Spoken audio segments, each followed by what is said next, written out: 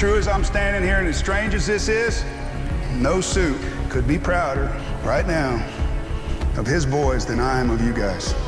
Ahoy, everyone. My name is Bobby Shortle, and I'm here with Nick Rocco Scalia, and we are the Intrepid Filmographers. Every mini-series, we chart a course through the full filmography of an under-discussed genre or journeyman filmmaker. In this expedition, we do our best to try and be explorers, using our years of film knowledge to help guide us, but always being open to discovering new things about the medium we love so much. We are currently embedded in the films of Joseph Kosinski, and today, we make our way to Granite Mountain for his third film, Only the Brave, and find out if we want to get a piece of its Carolina ass. Nick, we're three films in now. How are you doing, my friend? I'm doing good. Episode 3, I like to call it Tokyo Drift. We've made it to that point of the franchise now, and we'll see where things go from here. Is Vin Diesel going to show up at the end? Of course he is. What are you going to do without Vin Diesel showing up at the end? I always, every time I think of those movies, like I'm not the biggest Fast and Furious fan, but my wife does the greatest Vin Diesel impression. Oh, really? And yeah, so I say that I like that franchise more than I do because we've just had a lot of fun going to see these movies that are mediocre to okay to slightly good. But some of them are better. Like I think Fast 5 is Fast 5 is really solid. Yeah, genuinely a really good action movie. And I think 6 is also pretty good as well. I haven't seen anything after 6, so I can't speak to them. I saw 7. I definitely saw 7. I might have seen 8, and I gave up somewhere around 8. Okay, all right. There's 10 of them now, you know. Did they not get to 11 yet? Or no, 10 was the one that came out. X was the one that came out last year or year before. I don't remember when it came out. The one with Momoa, which I hear is absolutely atrocious. Even people who like those movies are like, that this movie was terrible.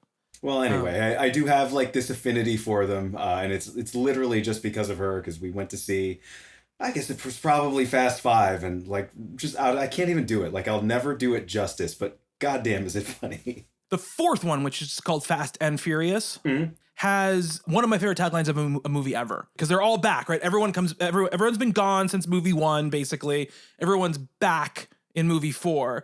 And the tagline was new model, original parts. I love that. Yeah, we have talked about that. Such a good tagline. It's in the trailer. I'm like, oh man, the marketing team, whoever came up with this slogan deserves a raise for sure for this film. And then that film was just okay. It has a really fun, like, chase sequence in through tunnels, like going under the border or whatever. The cold open to that one's pretty good too. Where I guess it's probably not exactly a cold open, but it kind of sets things up. I don't really remember it that well. I think I've seen it one time. But we're not here to talk about Fast and the Furious. We're not. Although I will say, imagine what that franchise would have been if Joseph Kosinski had taken over that series at some point around like 2013, 2014. I think it might be in a more interesting place than where it is now, which is space. Well, yeah, it's gone on too long at this point. But sure. John M. Chu and what's that Saw guy? Jason. What? My God, Jason Wan. Yes, right. James Wan. Oh my God, James Wan. But also it's oh my God, Justin Lin. Justin Lin, who really kind of brought it back and did did Fast 5 and stuff like that. All three of them have made at least a movie in that series, right? Yes. No, okay. All three of them. Yes, I thought so. Okay. They have. They absolutely have. F. Gary Gray has made a movie in that series. Rob Cohen. John Singleton, right? Made the second one, I think. Too Fast, Too Furious, yes. Yeah. I think the third one was when Justin Lin came on. I think he did 3, 4, and 5. I think. I could be wrong about this. Anyway, we're not, maybe when we do our Justin Lin series, we'll talk about this. We're in our third film for Joseph Kosinski, and we're not doing any more science fiction. There's no science fiction up in here. We're not going onto the grid. We're not in a post-apocalyptic world where Tom Cruise is talking to a triangle. We're not there. Oh, good. Yeah. We are here to talk about Only the Brave, which is the true story of the Granite Mountain Hotshots, which are a forest firefighting division in Arizona. It's based on a true story, and it was his follow-up to Oblivion. But obviously, like we talked about last time, Oblivion was very much, it was kind of his baby. And this feels more like he kind of was brought onto it, right? Nick, you did our dossier this week, so I don't know if you want to take the lead a little bit on discussing maybe the development of the movie. Yeah, which was kind of unclear to me, which is interesting because, yeah, it was not something that he had been developing for a while the way he had with Oblivion, and he created the graphic novel, and that was kind of the start of his feature filmmaking career. This was it was a true story, obviously, and then a GQ article by Sean Flynn called No Exit, which was an early working title for the film, which maybe would have been, this is another one of those titles. We're going to have to talk a lot about marketing, I feel like, tonight, because I feel like marketing really did this film a disservice in a number of ways. And one of them was just, it ended up with this title that it's a perfectly fine title, but also fairly generic, I would say. Something that, like, this was the one movie, before we get too much into it kind of just strikes me that when we first started talking about the show and we were first kicking around names of directors, and then we kind of settled on Joseph Kosinski, we didn't know we were going to do him first. And so we're just going through the filmography, and you said this title, and I was like, I have no idea what that is. And I'm the kind of person, I know you are too, that prides myself on at least being aware of movies, right? Like, you know, when things came out, roughly who was in them, maybe who directed them, what they did at the box office. This flew so far under my radar, and it's not a low budget movie. It was made for a sort of wide release. It was shot in a format pretty close to IMAX. It was released in IMAX theaters. Like, the intention here was for this to be something pretty significant, pretty substantial. And I knew nothing about it. Like, I heard that title and was like, oh, is that like one of those cop movies? I confused it with, I keep seeing like just an ad on my streaming services for something called Pride and Glory with Edward Norton and Colin Farrell, which I love both of those actors, and I generally like those kinds of movies. I guess I thought this was that, if I knew anything about it. Apparently that movie's terrible, because I went right over to Metacritic and I'm like, oh man, I should see this movie with these two actors that I like a lot. And turns out that I probably shouldn't see that movie, Pride and Glory. But yeah, so kind of a generic do-nothing title that makes it sound like maybe something that it isn't. But again, based on the GQ article and like everything that I saw about this, like it seemed like Kosinski was one of the first people hired, but definitely that he was hired, right? Like the studio was going to make this movie. They were looking for someone who could kind of handle something of this size and scale. I mean, at this point, I think it's going to be an interesting discussion on this too, because I don't know that, like, at least what we got in the final version of this is a very strongly character-driven movie. And although it is about, a team fighting wildfires, so there's definitely spectacle and action and scope and scale in that, it really is, really does come down to the idea of brotherhood and heroism and like what these firefighters are like when they're not out like in the thick of it. I love the jargon in this movie, like fire is the bitch. There's a lot of stuff like that. And so, you need a director that can handle those kinds of things. I mean, there's a lot of husband and wife kind of moments between Josh Brolin and Jennifer Connelly's characters. There's this really nice sort of redemptive story, which I take is at least close to the truth, about Miles Teller's character. His name is Brendan McDonough, who kind of becomes the hero of the movie, a guy dealing with addiction who joins, kind of unexpectedly is able to join this elite firefighting team and kind of becomes like a pivotal member of it. And he was the only survivor of this fire that is chronicled in the movie. So, pretty heavy drama. It is certainly a tragedy in a lot of ways. And I don't know at the time if I was looking for a director to do this, seeing Tron Legacy and especially seeing Oblivion, like, is this your guy? And it turns out he was. Cards on the table right now. I think this is by far the best movie of his we've seen thus far. And we've only this is the middle of his filmography. He's only got 5 movies out at this point. Another one coming along next year.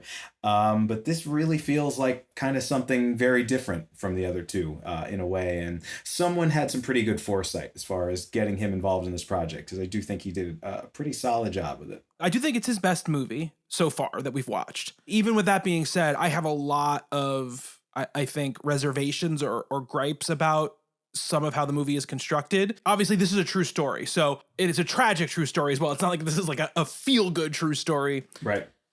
Any of the things that I sort of pick out as we go along here, as far as like character growth or whatever, is purely about what's on the page and the actors. Obviously, I don't know how this relates to them in real life. I don't know how much of it is true, how much of it is not, but there is a lot of, I will say, some non-specific tropey stuff that they use to sort of like shortcut us to certain, hopefully emotional places. And where I think that's where it drags the movie down a little bit for me. But that goes hand in hand with some other stuff like you were talking about, especially with like the firefighting stuff, which it seems very well researched, very specific. And the Teller character as well feels very specific to me. Yep. So I want to, there are some praise from me too, but there is some, I do have, some stuff that I want. I'm not calling this like a perfect movie. I certainly think there are things in it that don't work. And I do think a lot of that is on the script level, which this was written by pretty heavy hitters kind of all around here. Like the talent that was amassed for this movie, which, as we'll get into, did not make any money. This movie actually cost the studio a lot more than it made. This was a big old flop. This was a huge flop. I didn't know it existed. I knew nothing. Like literally this movie, like you could have just made this title up and told me this movie existed and I would have to go look it up. I would know nothing about it. So yeah. So it was 4 years in between Oblivion and this. I just want to say he was in development on 3 movies that didn't go in between the two things. So there was a new Twilight Zone movie that was in the works at Warner Brothers that he was attached to. We mentioned, I think, in the Tron episode, the Black Hole remake. He did development work on that as well. And a movie called Go Like Hell, which was like Ford v Ferrari. Essentially, it was a competing Ford v Ferrari project that Tom Cruise was supposed to be in, and it didn't end up going. Oh, like an actual Ford v Ferrari, like just another take on that same story? Basically, yes. So it's the deep impact to Ford v Ferrari's Armageddon? Yes, based on A.J. Bain's book, Go Like Hell, Ford, Ferrari, and the Battle for Speed and Glory at Le Mans. Wow. I love Ford v Ferrari, and I would totally have watched someone else's movie about that. I say all this to say, my guess is that Kosinski goes through 3 sort of like development things that don't go. And he's probably like, I would just want to get myself onto a movie that I know will go, that's lower budgeted, that is already, scripted and ready to go. And I can hop on and just, we can hit the ground running. Basically that's not knowing that's what it feels like to me. It also feels like to me, the studio's like, we know this guy has helmed 2 huge movies, big productions with big actors. And we want we know that he'll be able to handle this thing now. It's kind of like going the opposite of what it used to be, which is like, you do Only the Brave first and then you do Tron. Like this, we're now in this world where it goes backwards, right? Where people need to do small movies until they have no other choice, basically, than to do a small movie. Yeah. So you mentioned the talent. I mean, we obviously the other 2 movies we talked about, they kind of had like either Kosinski on them or sort of like, I don't know, writers who never did anything else or mostly did TV. Who was working on this one? This like his murderer's row of, writers and the cinematographer's Claudio Miranda, Oscar winner for Life of Pi. Incredible looking movie. Really like that one a lot. Screenplay is by Eric Warren Singer, worked on American Hustle. And The International I'm seeing here. Yeah. Which I like. I've always wanted to see that movie. That one's been kind of like on my radar for a long time also, and I never got around to it. That movie doesn't exist. That movie doesn't exist. That movie doesn't exist? No, it's one of that morass of movies that's like, they're dead now, right? This like adult sort of thriller. Oh, I'm sorry. I thought you meant that movie doesn't exist for you. Like it burned you somehow. No. When I say movie doesn't exist, usually it means it's just a movie that has come out, probably made a little bit of money, but no one remembers that it exists, basically. Right, sure. Like Only the Brave kind of doesn't exist. That's because no one saw it. Right. But for this movie, it's like something like, it made $70 million, but no one remembers that even happened. So that's kind of like what that movie kind of falls into for me. Yeah, sorry. The other writer, Ken Nolan, who wrote Black Hawk Down, obviously another film, similar genre, true story based on an article that ended up being. I really like that movie. You're a Black Hawk Down fan. It's a great movie. I haven't seen it in a long time. It's been a while for me too, but I remember being really impressed with that one. So you've got that kind of talent just going into it on the behind the camera side, and then in front of the camera. This cast is ridiculous. Like, I think when we had that first conversation, you were telling me it was this movie. It's like, how do I not know anything about this movie? So it's top lined by Josh Brolin, who is fantastic in it, and I just sort of like in almost anything. Miles Teller, as we mentioned. Jeff Bridges, who doesn't have a huge role in this, but I think adds a lot to it with what he has. Jennifer I told Connelly. you it was gonna be difficult. Basically doesn't open his mouth fully the entire movie. No. Even when he's singing, there's he gets to perform some music in this movie, which is fantastic and like one of my favorite scenes. I'll watch Jennifer Connelly in anything. She is a fantastic actress who I've been madly in love with since I saw The Rocketeer in '91, which I think is a pretty common thing. Andie MacDowell's in like 30 seconds of this movie. It's barely a speaking part, but she's a pretty big name as well. Taylor Kitsch.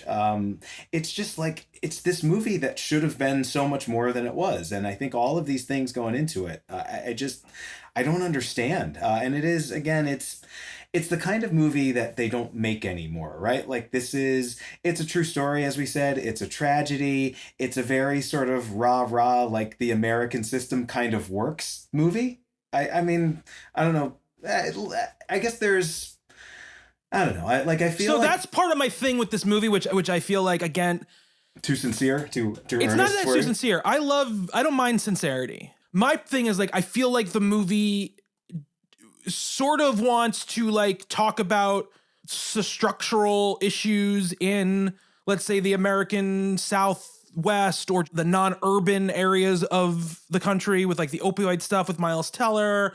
It wants to kind of do that, but also wants to be like, but also this is like an old fashioned, like American folk tale about these amazing people who like are just pure heroes and pure gold. And like this job that's pure gold, so like that. And I think it's very successful with the second thing, maybe not so much with the first. It just like ironically, so reading a little bit, I didn't know, I'm sure I heard about this story when it happened in real life in 2013, and knowing that this movie was what it was, and it is about this team where 19 of 20 of them were killed in this fire, knowing that that's what the movie was going to be, immediately what came to my mind was The Perfect Storm, which is another movie that I think is just fantastic. I know I don't know.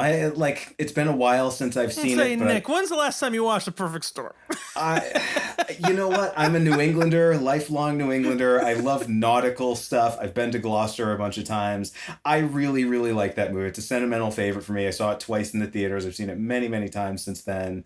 Another movie with a stacked, wonderful cast and, this sort of blue collar heroism thing. It's a genre. It's an idea that kind of works for me. And that movie I actually didn't know. Like the first time I saw The Perfect Storm, I knew nothing about the true story. So when these A-list Hollywood actors on this boat all died at the end of that, and that's what actually happened in real life too, that was one of those things that just, I remember being in that theater and like literal just jaw on the floor kind of moment. Like I was just speechless when that movie ended the first time. And I don't know. It's something that works for me. I do that sort of like regular Joe's going out up against like incredible odds, and we've talked a lot, Brian and I, our mutual friend Brian, and maybe you feel this way too. Movies about competent professionals doing a good job and working together and not just bickering constantly, but actually putting their skills to the test and succeeding. That's something that I really like in movies. I like movies about good people doing good, and this is one of those movies. And I think it like on that count, it's so successful. It's so well done. It really, I don't know, particularly based on like compared to things that I've been seeing lately and compared to what's been made lately. I really feel like there's heart in this movie that you don't get out of a lot of things. There is. I mean, and this used to be a very common pipeline, right? Yeah. An article or true story or book that's a true story that kind of captures sort of some amount of imagination, becomes a movie and does very well. That was, it's much like the bestseller to, movie pipeline used to be so flush, and now it barely exists anymore. And for a few years, you had a ton of these, right? Lone Survivor and Deepwater Horizon. Peter Berg was really holding it down. Peter Berg was your guy, yeah. I am Patriots so surprised. Day. Peter Berg, how did he not make this movie? It's true, absolutely. They're like, Mark Wahlberg can't be in it. Well, he's like, well, then I'm out. I can't. Maybe that's it. Mark Wahlberg would have been fine in this movie. Mark Wahlberg could have maybe played the James Badgedale character. Yeah. Oh, I like James Badgedale, I love too. James Badgedale. And this is the thing, this is a movie full of character actors, right? Even Brolin's a character actor. Brolin has led many movies, but he is not what I would call an A-list movie star, right? He's not someone who could open a movie, shown obviously by this movie. And Jonah Hex, yeah. Yeah, he's not that guy. They tried to make him that guy for a while, and they realized it wasn't going to work. But in this type of role, he's perfect for it. Right. He's the biggest of these character actors. I mean, Bridge is obviously historically amazing and famous and big draw, but he's a very little part of this movie. Of the major parts of this movie, he is the main draw. And I think he's quite good in it. This is what I'll say. I think the scenes where they're firefighting and putting together the plans and talking about their process, I think are when the movie has a motor and is really working. I also think I'm very hot and cold on Miles Teller because I think sometimes he just gets a little out of hand with the way he acts. And there is a story, I don't remember what it was. Somebody basically was like, when he was going to be in something, sat him down and was like, this is your last chance, man. You gotta be act like a human being in this movie, or you're not going to get another chance to be in a big movie. And that's what Top Gun Maverick happened. They were like, you got to just take away all the stuff, all the quirks and the weirdness. You got to take it away. And obviously we'll talk about that movie next time. But in this movie, it wasn't until he showed up where the movie really started to gain a motor for me. I think his performance throughout the movie is the best thing about the movie. His character story and arc, I think, is the one character story and arc that is really examined and fully fleshed out throughout the entire movie. I really I thought you were going to be like, and this was not a movie where he restrained himself. And there's a visceral quality to his acting in a lot of things that I do agree can sometimes be a little bit much. Why did he dye his eyebrows blonde? He didn't need to do that. It certainly didn't look good. No, he looked insane. He did, yeah. I don't know. I guess he thought that was maybe the actual guy did that. I don't know. Maybe, but the actual guy is in interviews, and even if his eyebrows are like that, I didn't notice because he just looks right on his face. It does not look right on Miles Teller's face. Well, anyway, I think he's very good in this. I wouldn't say it's the only thing in the movie that works for me. I thought the Josh Brolin and Jennifer Connelly stuff it's a thing that we've seen before, right? It's the husband who has this job where any day that he goes out, he could die, and his wife learns to live with that or tells herself that she can live with that. And we've seen that 1,000 times before in cop movies and, war movies and those kinds of things. I feel like because the script does some things particularly well, and because both of them are just phenomenal actors and they are a little bit older and there's a maturity about both of them, I think that stuff works so well. I was pretty moved by this one, Bobby. I'll flat out say. I think that's great. I vehemently disagree with you about the Josh Brolin, Jennifer Connelly stuff, but we'll get into it. Yeah. Okay, so the marital story at the center of this doesn't work for you. No, not at all. But we'll talk about it. Because the movie opens with that, right? It does. It's mostly his character. It opens on a dream sequence, and then we move into, it's like them kind of reconciling after fighting the night before.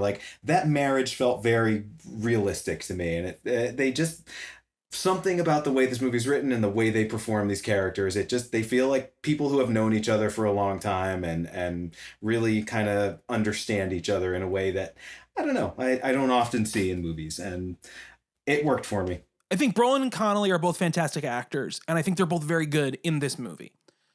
I think, again, some of this is at a script level, which is the issue, but it does a couple of things that I think undercut itself. One of which is that because Josh Brolin is the head of this firefighting team, and he's got to be the best firefighter, and he's got to be magnanimous, and he's got to be great with the people who he works for. They got to love him.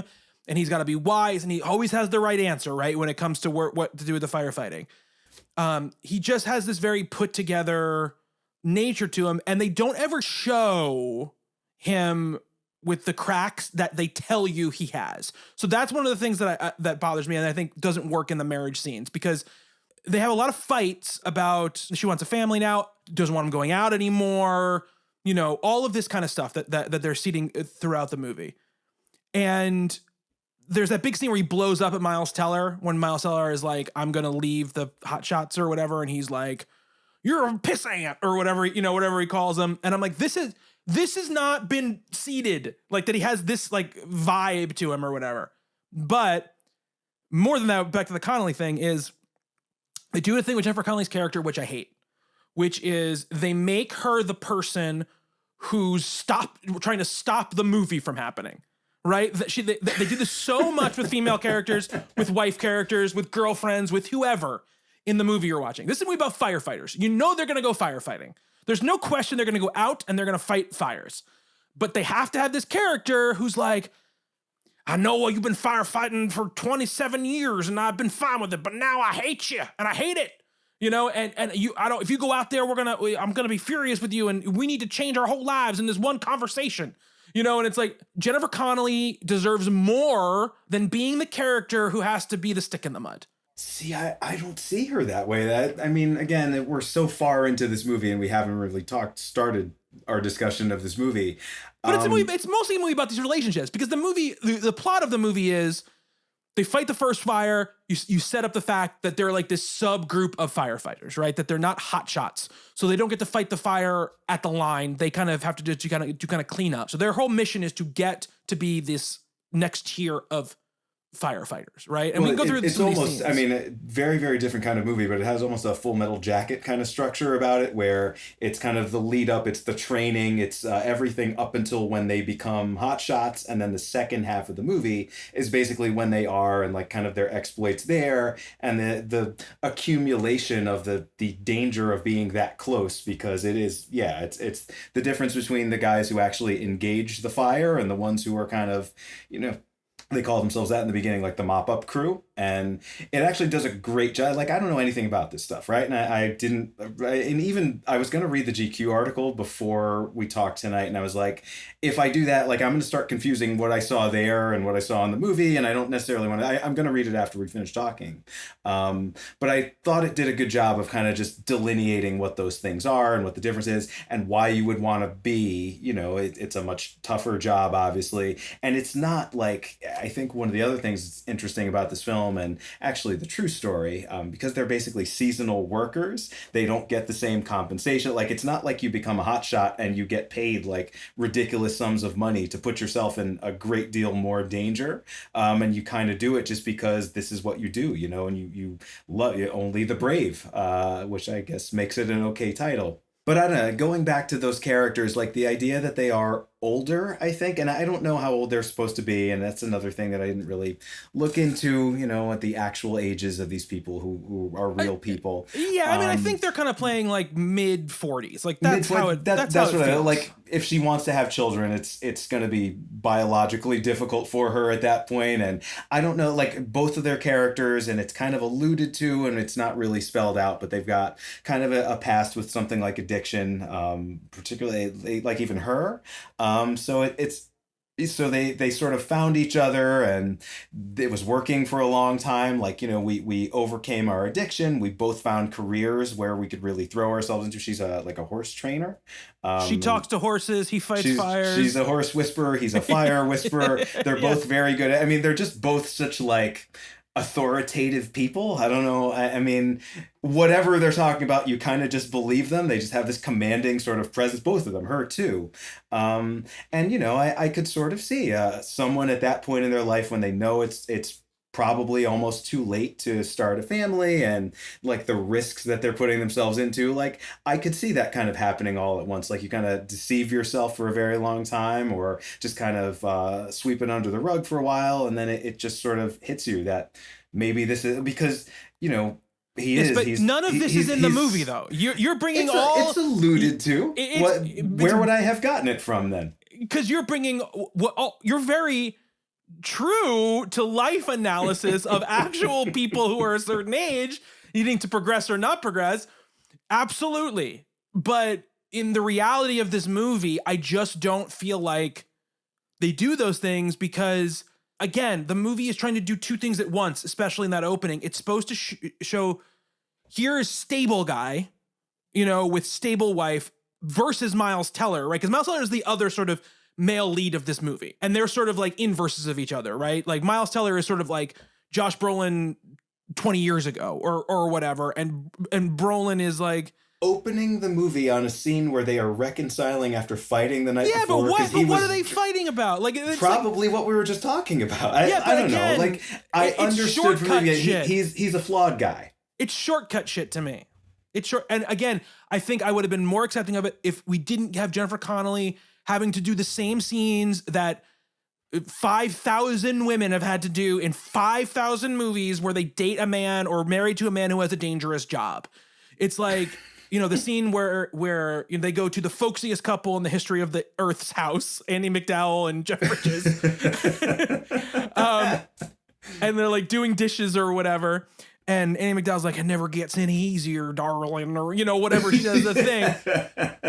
Poor Andie MacDowell. That's like her only line in the movie, and it's such a cliche. I know. Again, I'm not saying this is a perfect movie. But these are my problems. So this is the thing where I think that where the movie isn't higher for me, because there was a period about like when they were going through the situation where they go from, so they do this first fire, and basically you learn the central problem, which we talked about. And then at that same moment, right, we've got like a couple people left the crew, right? So they need new people to join the crew because they're going to be tested to be hotshots, right? They're going to go through this test. It's this unique thing because they started this. It's not like a state level organization. Apparently, are like what most of these like hotshot groups are. Right, like and that's where the guys who left the crew went, right, to step up to because. And like this was the thing that wasn't explained particularly well, right? Like hotshots go anywhere, although it seems like this group only is in like this, like every fire they fight in this movie is very close to Prescott, Arizona, which There's is where a couple times where they go somewhere else where he's like, oh, we got to go to Montana or wherever they go at one point. Well, he talks about that, yeah, but it seems like most of the fires, at least what we see in the movie, it's all pretty close to home. And I think there's a reason for that, just sort of a thematic reason for that. The movie's trying to make it personal, which that's totally fine. That totally works to me. It's like, and again, this is just the way the movie was structured. I expected the final fire to kind of be like, we're stopping it from getting to our town. Like, basically, you know what I mean? Like, that's what I thought the final fire was going to be. Sure, it certainly isn't building up, but again, much like The Perfect Storm, right? I mean, they sort of build up the stakes there where like, this expedition that they're on to, the Flemish Cap, I think it was. It's been a while since I've seen that movie, but I think it was wherever that is. There's the sense that they're going to lose the business. They're going to lose their boat if they don't like go and pick up this huge haul. And like, if they're not very successful there, it's not exactly that for this movie. I thought it was going to be something more like that. Yeah. Where really what happened to these guys, and it is a pretty tragic story. It's like the weather shifted in a direction that they couldn't have possibly foreseen. And they did everything right. They did everything by the book, and their equipment was just not up to being able to save them in this situation, and it wasn't their fault, right? Like nobody fucked up here. It was just which I like, and again, we'll get to that when we get to the end because I think I want to talk a lot about like the ending and how it's executed. But that whole section, right, where from that point, from that first fire, we kind of meet Miles Teller, applies to be this firefighter, and then we get like kind of training into we're gonna go test for being a hotshot or whatever.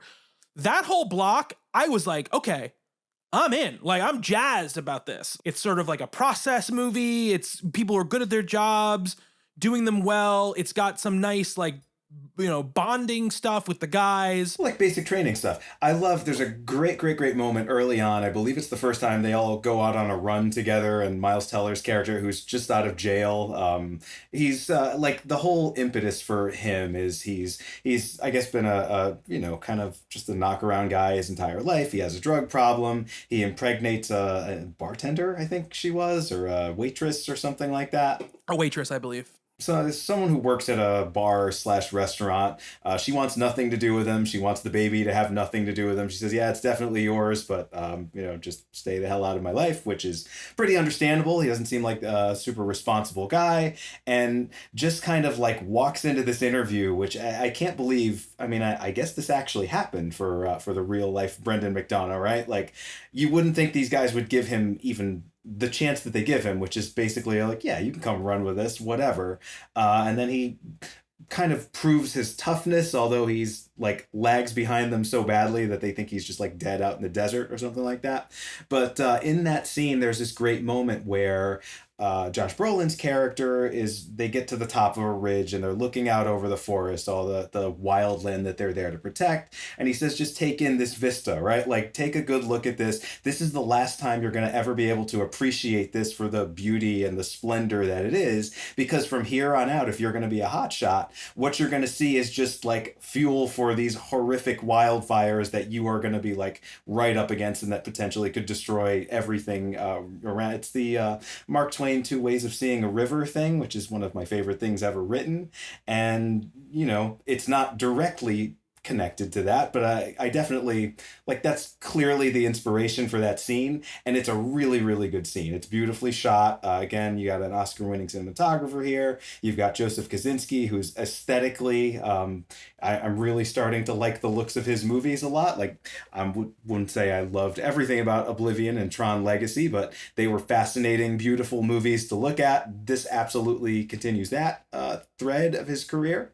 And that scene worked for me really, really well, and just kind of, it gives you a sense of like why someone would do this and what this is all about. And I like those kinds of scenes, right? You don't necessarily need that scene in this movie. It doesn't really drive the plot. It doesn't really do anything to, endear us to the characters. And this is, like I said, a pretty character-driven movie, but it's just this little thing that you hold in the back of your head the entire time that is sort of nicely planted there. And, because we get these beautiful aerial, like, drone shots and stuff, these beautiful wide shots later on, and they are beautiful, but also, you're also kind of thinking, oh yeah, right, like, this beautiful landscape can be like the most deadly thing imaginable, and it's going to be, like, because this is a movie and we know that's where it's going. And I kind of like the way that all works, and it's that, for me, like, for the first time in Joseph Kosinski's career up until this point, like, that's just a really nice character scene. That's just a moment where you let a really great actor just kind of command the audience. And I think it happens a number of times in this movie. It does. And that scene, I think, is great. And I think that scene does tell you a lot about a lot of the different members of that group, right? Like, tells you a lot about Miles Teller's character. It tells you a lot about Josh Brolin. It tells you about James Badge Dale. It tells you about Taylor Kitsch's character. You get like a lot of who each of these kind of people are. I think the movie sometimes, and I think it's because it's really trying to like honor all of these guys, I think it ends up spending a little bit of time with a lot of people. And again, I know they're real people, so they're trying to catch people who look like them. So many of them look alike. They're slightly fair-haired, like 25-year-old white guys. I don't know who some of them are. Most of which have mustaches. Yeah, exactly. A lot of mustaches going on. So the ones that weren't like movie stars or people I knew the way they looked right off the bat, it was tough sometimes to track them. But I think that scene's great. And I think some of this is just the movie. It's trying to do too many things, I think, at some points, where I think if it just reined it in a little bit, because we get that tantalizing bit about like, well, why is Brolin's character, like, he knows that, Teller's character is using or is a user immediately, right? So he's had experience himself, and I think that's interesting threading. It's weird because I both like and don't like that they don't really have they don't really go into it, about what exactly was going on with him, in his past. We kind of get hints at it. Throughout it, but we don't get the full thing. That's because we got to get all these scenes where Jennifer Connelly doesn't understand her man and what he has to do and why he has to do it, But again, I think Teller is so good. And I think he is very fidgety and weird, like in the beginning, but once we get into this section, he kind of lets a lot of that stuff go, because he's starting to get more like the other guys in the group, right? So that's happening. Well, he becomes kind of the stoic, like there's a lot of another thing that I like about this movie, right? Like the camaraderie of guys in a situation like that. And like college, I certainly have never been a firefighter. I've never been in the service or anything like that. But, if you're on a team with people, if you're just around like that sort of male bonding stuff, like where you're just giving each other shit about everything all the time and telling horrible jokes and saying offensive things. And there's a lot of that kind of back and forth going on. And he is the one character who doesn't really participate. Like they give him a lot of shit, and they really sort of, particularly at first, they don't like him. They're pretty resistant to having this former drug addict who, they don't know that he's going to stay clean, and a lot of people don't, right? And I think there's a reason for the way they treat him the way he does. But what ends up happening is, like, I feel like I've known people like that character before he joins this group, and I've known people who are like that character after he joins the group, right? Where he is just so fully dedicated to the job and to this child. There's this great, and it's beautifully done with no dialogue. He just starts, there's a scene of him, it's after that run where he's just like dead on his feet, and he goes to the grocery store, and you think he's just buying like, Gatorade or something like that, and you don't really see it, and then he just leaves a bag full of diapers and groceries, stuff for the baby, on the door of the baby's mother, who like won't even speak to him, won't even like look at him face to face. And this just becomes like a recurring scene that we see a couple of times before she actually lets him in, which is a really nice moment. Again, it's kind of soap opera stuff, I guess. It's pretty melodramatic, but yeah, I think a lot of it works. This worked for me because, again, I think it's very earned. We see a progression of both him and the way that she's reacting to what he does when he drops off. There's like 3 scenes, one in which you get nothing with her, a second one where she kind of like is observing him do it, and a third one where she actually like comes out, right? You're also seeing Teller develop, right? So you're like, no, she should be giving him another chance because he really is trying. And I think the movie and Teller do such a great job in this section, because I'm in his corner 1,000%. And I think that's why this portion of the movie, especially, I am like cooking with at this point. For Miles Teller too, like when we see him before all this, right? When he is just this drug addict guy and this really sort of sketchy character, he's just kind of like stumbling around through life. We see him like laying on the couch, kind of being a nothing person.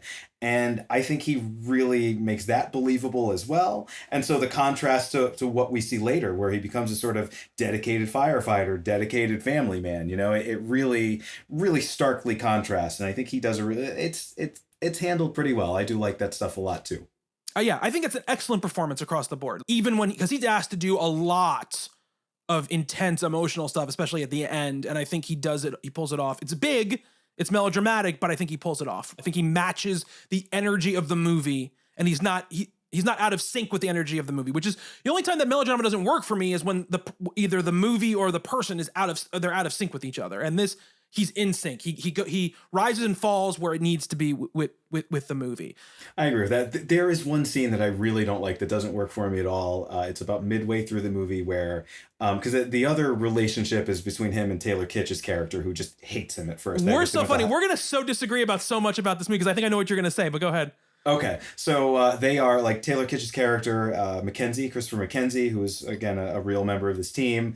I guess the two of them like went to high school together and had some history, and he kind of knew that Brendan McDonough was the messed up guy that he was. They took an EMT class together. He said they dropped out of an EMT class. Okay, yeah. and yeah, he's sort of like, they're townies. It's a small town, so everybody kind of knows everybody, and he's just seen this guy around. He can't believe that he'd have the audacity to even walk into the headquarters of this elite firefighting unit that he's worked his entire life to be part of. So they hate each other, and there's this nice little sort of thing that happens between them where he's the one who disrespects Mackenzie is the one who disrespects McDonough the most.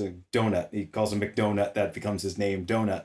And then like through the course of him going through this training and this team starting to work together to actually become hotshots, the two of them end up becoming really close. And then when Mackenzie's girlfriend cheats on him and kicks him out of the house, he says, well, I got a spare room to come live with me. So they become roommates. And then the baby comes over to spend her first night with her father, McDonough's baby. And there's this real sitcom moment where the baby has a fever and they don't know what to do. And he's afraid to take her to the hospital because I guess then he thinks the mother's going to think he's irresponsible and, probably get the baby to the hospital. But they end up bringing him to like another one of the hotshots' wives, who I guess is a medical professional or something. They come to his place, I believe. That's what it is, right? So he draws on the wisdom of the group, and I don't know, it's this like sitcom scene to do something that, like, I feel like I already got the point of all of these things, and I get what he's trying to do, and I get that the two of them now, they're this like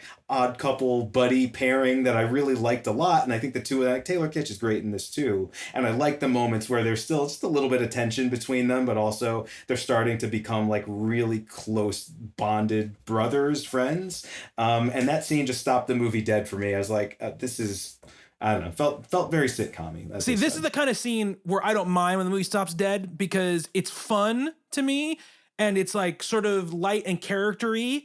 See, I didn't want that kind of fun in this. Like, I think some of the firefighting stuff is fun. Some of the, like, you need a little levity on the job sometimes. stuff. No, but like some of it is, it's just, as I said, it's like being on any other kind of team where you try to make the most of a tough situation, a long work day, the breaks that you take and the jokes that you tell. And like, that's all the fun and levity I need in this movie. I didn't need this scene at all. I would take 100 of these scenes over sad Jennifer Connelly, Josh Brolin arguing scenes. Because like I feel like I'm learning more about these people in these moments than I learned from those scenes. Because like here we get to see like Kitsch's reaction to all of it, I think, is really informative about a character who has been sort of an antagonist up until now, right? He's been sort of for the first 45 minutes of the movie, he's kind of like, quote unquote, the villain. He's so mean to him. He's tries to like get him kicked out of the group, and Donut saves his life basically, or pushes him out of the way when there's like a burning tree that's about to fall on him. And he's like kind of impressed. I mean, I love that we're kind of like, okay, here's a couple months later. These guys are like thick as thieves. And like Taylor Kitsch is just as excited for that baby to be there as Miles Teller's character and to me, that's all you need there. Yeah, I liked that moment where the babies are showing, like, this character, we see him as kind of like a womanizer and, a guy who is not a fatherly type, and yet he has this like affection for the baby, and I really, really like that. And like, that's all I need. End the scene, move on to the next scene. Give me more James Brolin and Jennifer Connelly staring moodily at each other, lighting a fire out in the middle of nowhere, and like before the sun sets. But it's a beautiful looking scene, and it is. Well, I will say that their scenes together, what I really liked, what Kosinski tended to do with their dialogue scenes, was Gone was like the super clean lighting stuff and setup stuff that usually did, and there was a lot of like natural or like in camera light. Like either a fire or candles, silhouetted, or windows. Like that first dialogue scene in the morning is just all window light, and I really liked that stuff a lot. I liked that there was a separation between what like the firefighting stuff looked and felt like, and what the personal stuff looked and felt like. I will say part of the reason I loved that scene is that really felt like Tim Riggins, Taylor Kitsch, like Friday Night Lights, like Taylor Kitsch to me, like in those moments.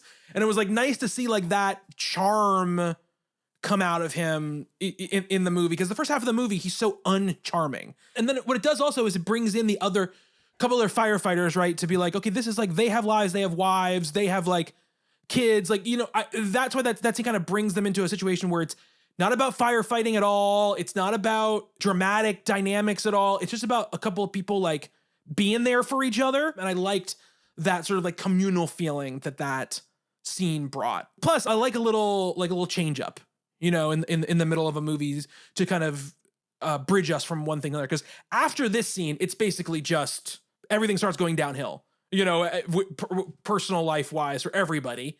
And then also professionally, in many ways. Is that before or after the bar scene where Jeff Bridges sings? That's before. Okay, that's before. To me, the camaraderie stuff and the brotherhoods, there's a lot of that in those scenes too. Like that bar scene where they're celebrating they save a tree that's like a kind of a local landmark, and they, it's it's a great scene. Really, that's the one where I think it shows you a lot about the job. Like, I think what's interesting about this movie, sorry, little tangent here also, like, again, I'm going into this knowing very little about it. It has the title that it has. I looked at the poster.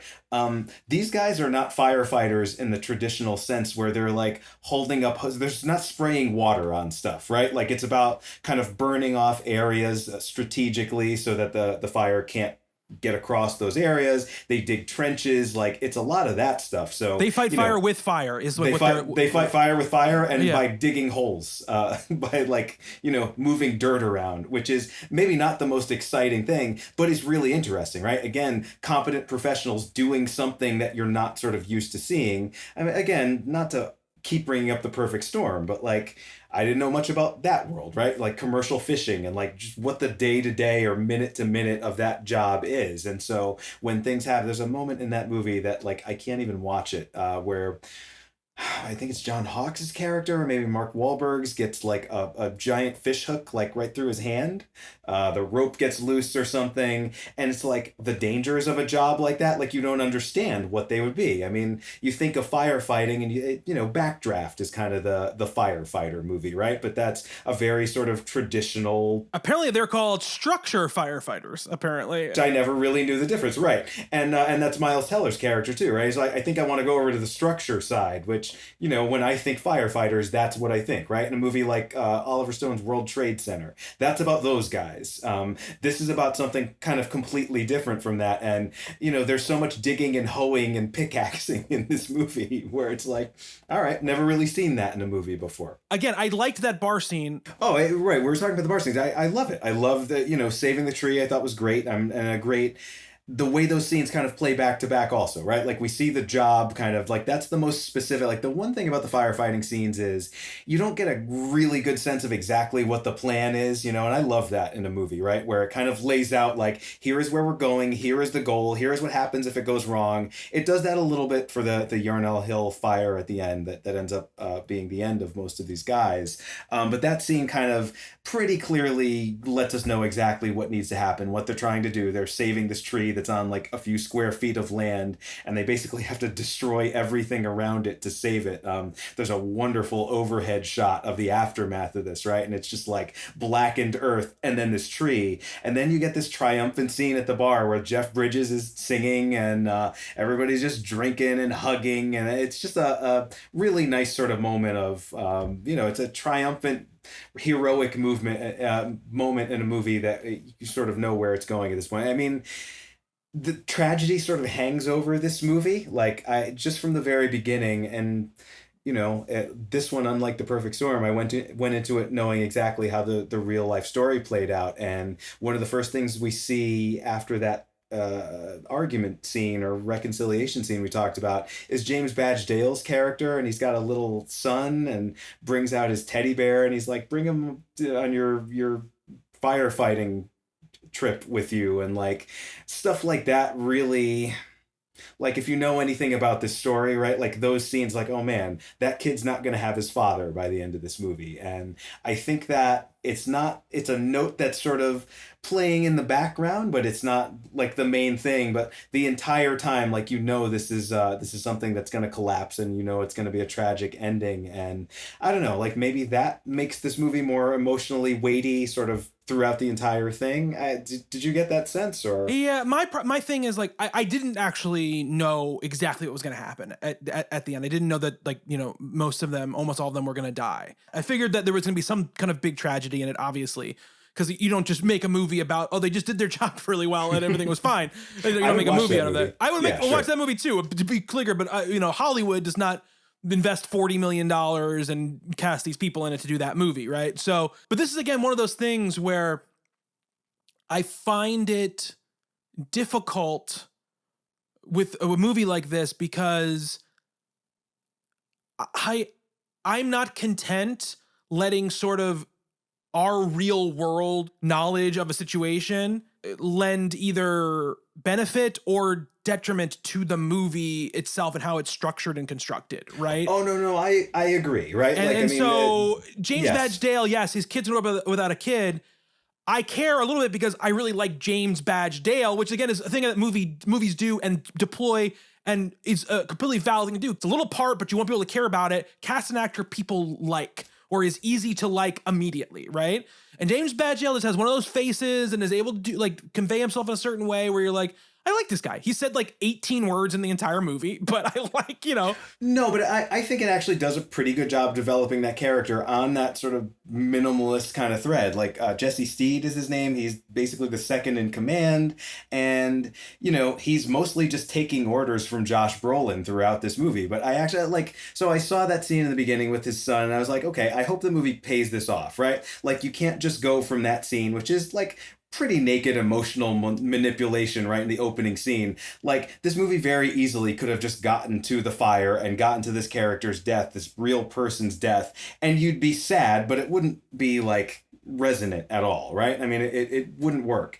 But I do feel like, as I said at the beginning of this discussion, unlike the other Joseph Kosinski movies that we've seen thus far, I really do get a sense of who these characters are, and I really come to like who they are and what they do and this relationship that they have, and I think even that character, right, who is kind of minor in the grand scheme of things, we like him enough by the end of this movie where it really does hurt. Like we really do feel it when things go bad at the end. They do a good job of giving you his character through his competency and his way with the guys, right? And I feel a loss for like Miles Teller in his death. I just don't feel really a loss for like the family part of it because I just don't feel like they've done a good enough job because there's just too many characters. And this is a structure thing for the movie. It's just it wants you to care about too many people because it knows the ending. Right, it knows its ending. It wants to be super respectful, which I think is great. And you watch special features, they talk to all of the families of all these people. They like all their approval.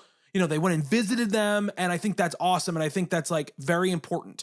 But I think it's the issue when you do something that's so close to when the actual event happened, and also so kind of small scale. It's not like this big world event that happened, right? So these people, there's real people who live there who are going to be affected by what you're doing, and so then when you're making this movie, I'm sure they're like, well, we have to have, Firefighter 7 because his wife is going to watch this movie and she's gonna be like, why wasn't Jimmy in the movie? Again, this is where I think some of the real world stuff, unfortunately, I think makes the movie a little less effective because I don't have time to care about everybody. And because of that, I think I care a little bit less about every single character because they try to make me care about so many people at once.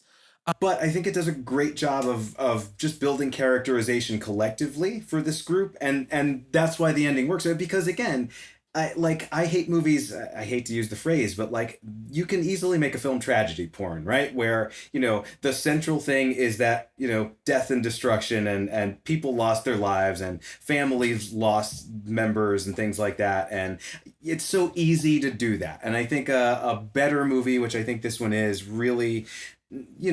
You can't do, there's 20 of them altogether. There's no way you could tell every single one of their stories. And frankly, most of their stories are probably similar or not that interesting in that this could be a movie kind of thing, I think that the focus on McDonough was really interesting because he does have that arc, right? He goes from being one thing to a completely different thing. And I really, really like that. But I don't know. I mean, I think it takes real skill and it takes really solid writing, really good acting, and again, good direction to make you care about these characters in the sense that it's not just tragedy porn, right? Where we do, like I did the worst thing, which is watch this movie in 2 sittings. I watched about half of it, and then I had to stop it and finish it the next night. And it's a little bit long. It's about 2 hours, 15 minutes. And it does have that kind of like bifurcated structure, right? Like going, up to the point they become hotshots and then everything after they become hotshots. There's a 3-year time jump in the middle. It's 3 years, I think. So yeah, so in some sense it kind of works that way if it's 2 episodes, if it's one half and then the other half, but I think I would have gotten even more out of it if I had watched it in one sitting and just kind of experienced the sort of emotional sweep of it all at once. But I don't know, like I never felt like this movie was overly manipulative. Even that scene with the teddy bear, like that was close. That's about as bad as it got. And everything after that just felt real enough and felt earnest enough to me that I don't know, I was pretty affected by it. I think this movie is incredibly earnest. I don't think there is cynicism being put to play here in the way this movie is structured or delivered or acted or directed or anything. And I think that is one of the reasons why, even though I have a lot of gripes with the movie, it still comes out in the positive for me, because I really appreciate what the movie is trying to do at many of its sort of stops along the way. This bar scene, though, is kind of an encapsulation of, I think, my two minds about the movie, which is I feel like the camaraderie stuff I think really works. I think there's the person who's like, oh, I made out with my husband underneath that tree or whatever on our first date or whatever. All that stuff I think really works. Like, it's like, okay, yeah, we're getting the stakes. Like, this is the town. Like, this town's what's at stake here, right? These people have formed like a real friendship relationship. We got Jeff Bridges being folksy as hell, singing a song. You know, I'm all for all of that. You know what I mean? And then we have the second half of that scene, which is the Miles Teller, Josh Brolin conversation. I understand the function of it in the movie, right? There needs to be the moment where it's like you have the no hope moment, right? This guy who has been trying so hard is like finally like, I'm doing something for the right reason, and I'm gonna take the next step. And his mentor, who he respects, is like kind of goes off on him, and like they're both sort of like in an impasse, right? Because we get him being like, I don't have it, and then he gets in the car with Jennifer Connelly, and that devolves into that other conversation. I get the function of it in the movie, right? Because it feels like it needs to be like, okay, we need something to overcome, you know, so for when we get to the inevitable ending, the tragic ending, we feel like these characters have really grown and come somewhere, and they're finally gotten to the point where they are on the way to being their best selves, and they get like tragically cut short. The fact that I can feel that while watching the movie is the problem for me, right? Because in a great movie, you don't feel it, right? It just happens, and all of a sudden it's in your brain, it's in your heart. And in this, I can feel it trying to happen, right? And that, I think, is my main issue with this little section. This is my least favorite part of the movie, basically, is this conversation into the truck conversation that they have. That goes along with when she gets in the car accident and she's like, oh yeah, you want me to call you now when I get in a car accident? Like, and I'm like, what is this? What is this character that you've been given? You know, that this whole like bit of the movie is my least favorite part, because it's like, we have now had two characters, both Brolin and, you know, Connelly, who are both in their own ways trying to stop the movie from happening. And it feels to me like too obvious, on the nose structural stuff to try to make us feel something. And that's, I think, my issue with it. But I know you love them because you've talked about how much you love them. So I want to know what you're like, why you love them. The way they interact with each other, I think the way those two characters are drawn, I just think is well done for what it is.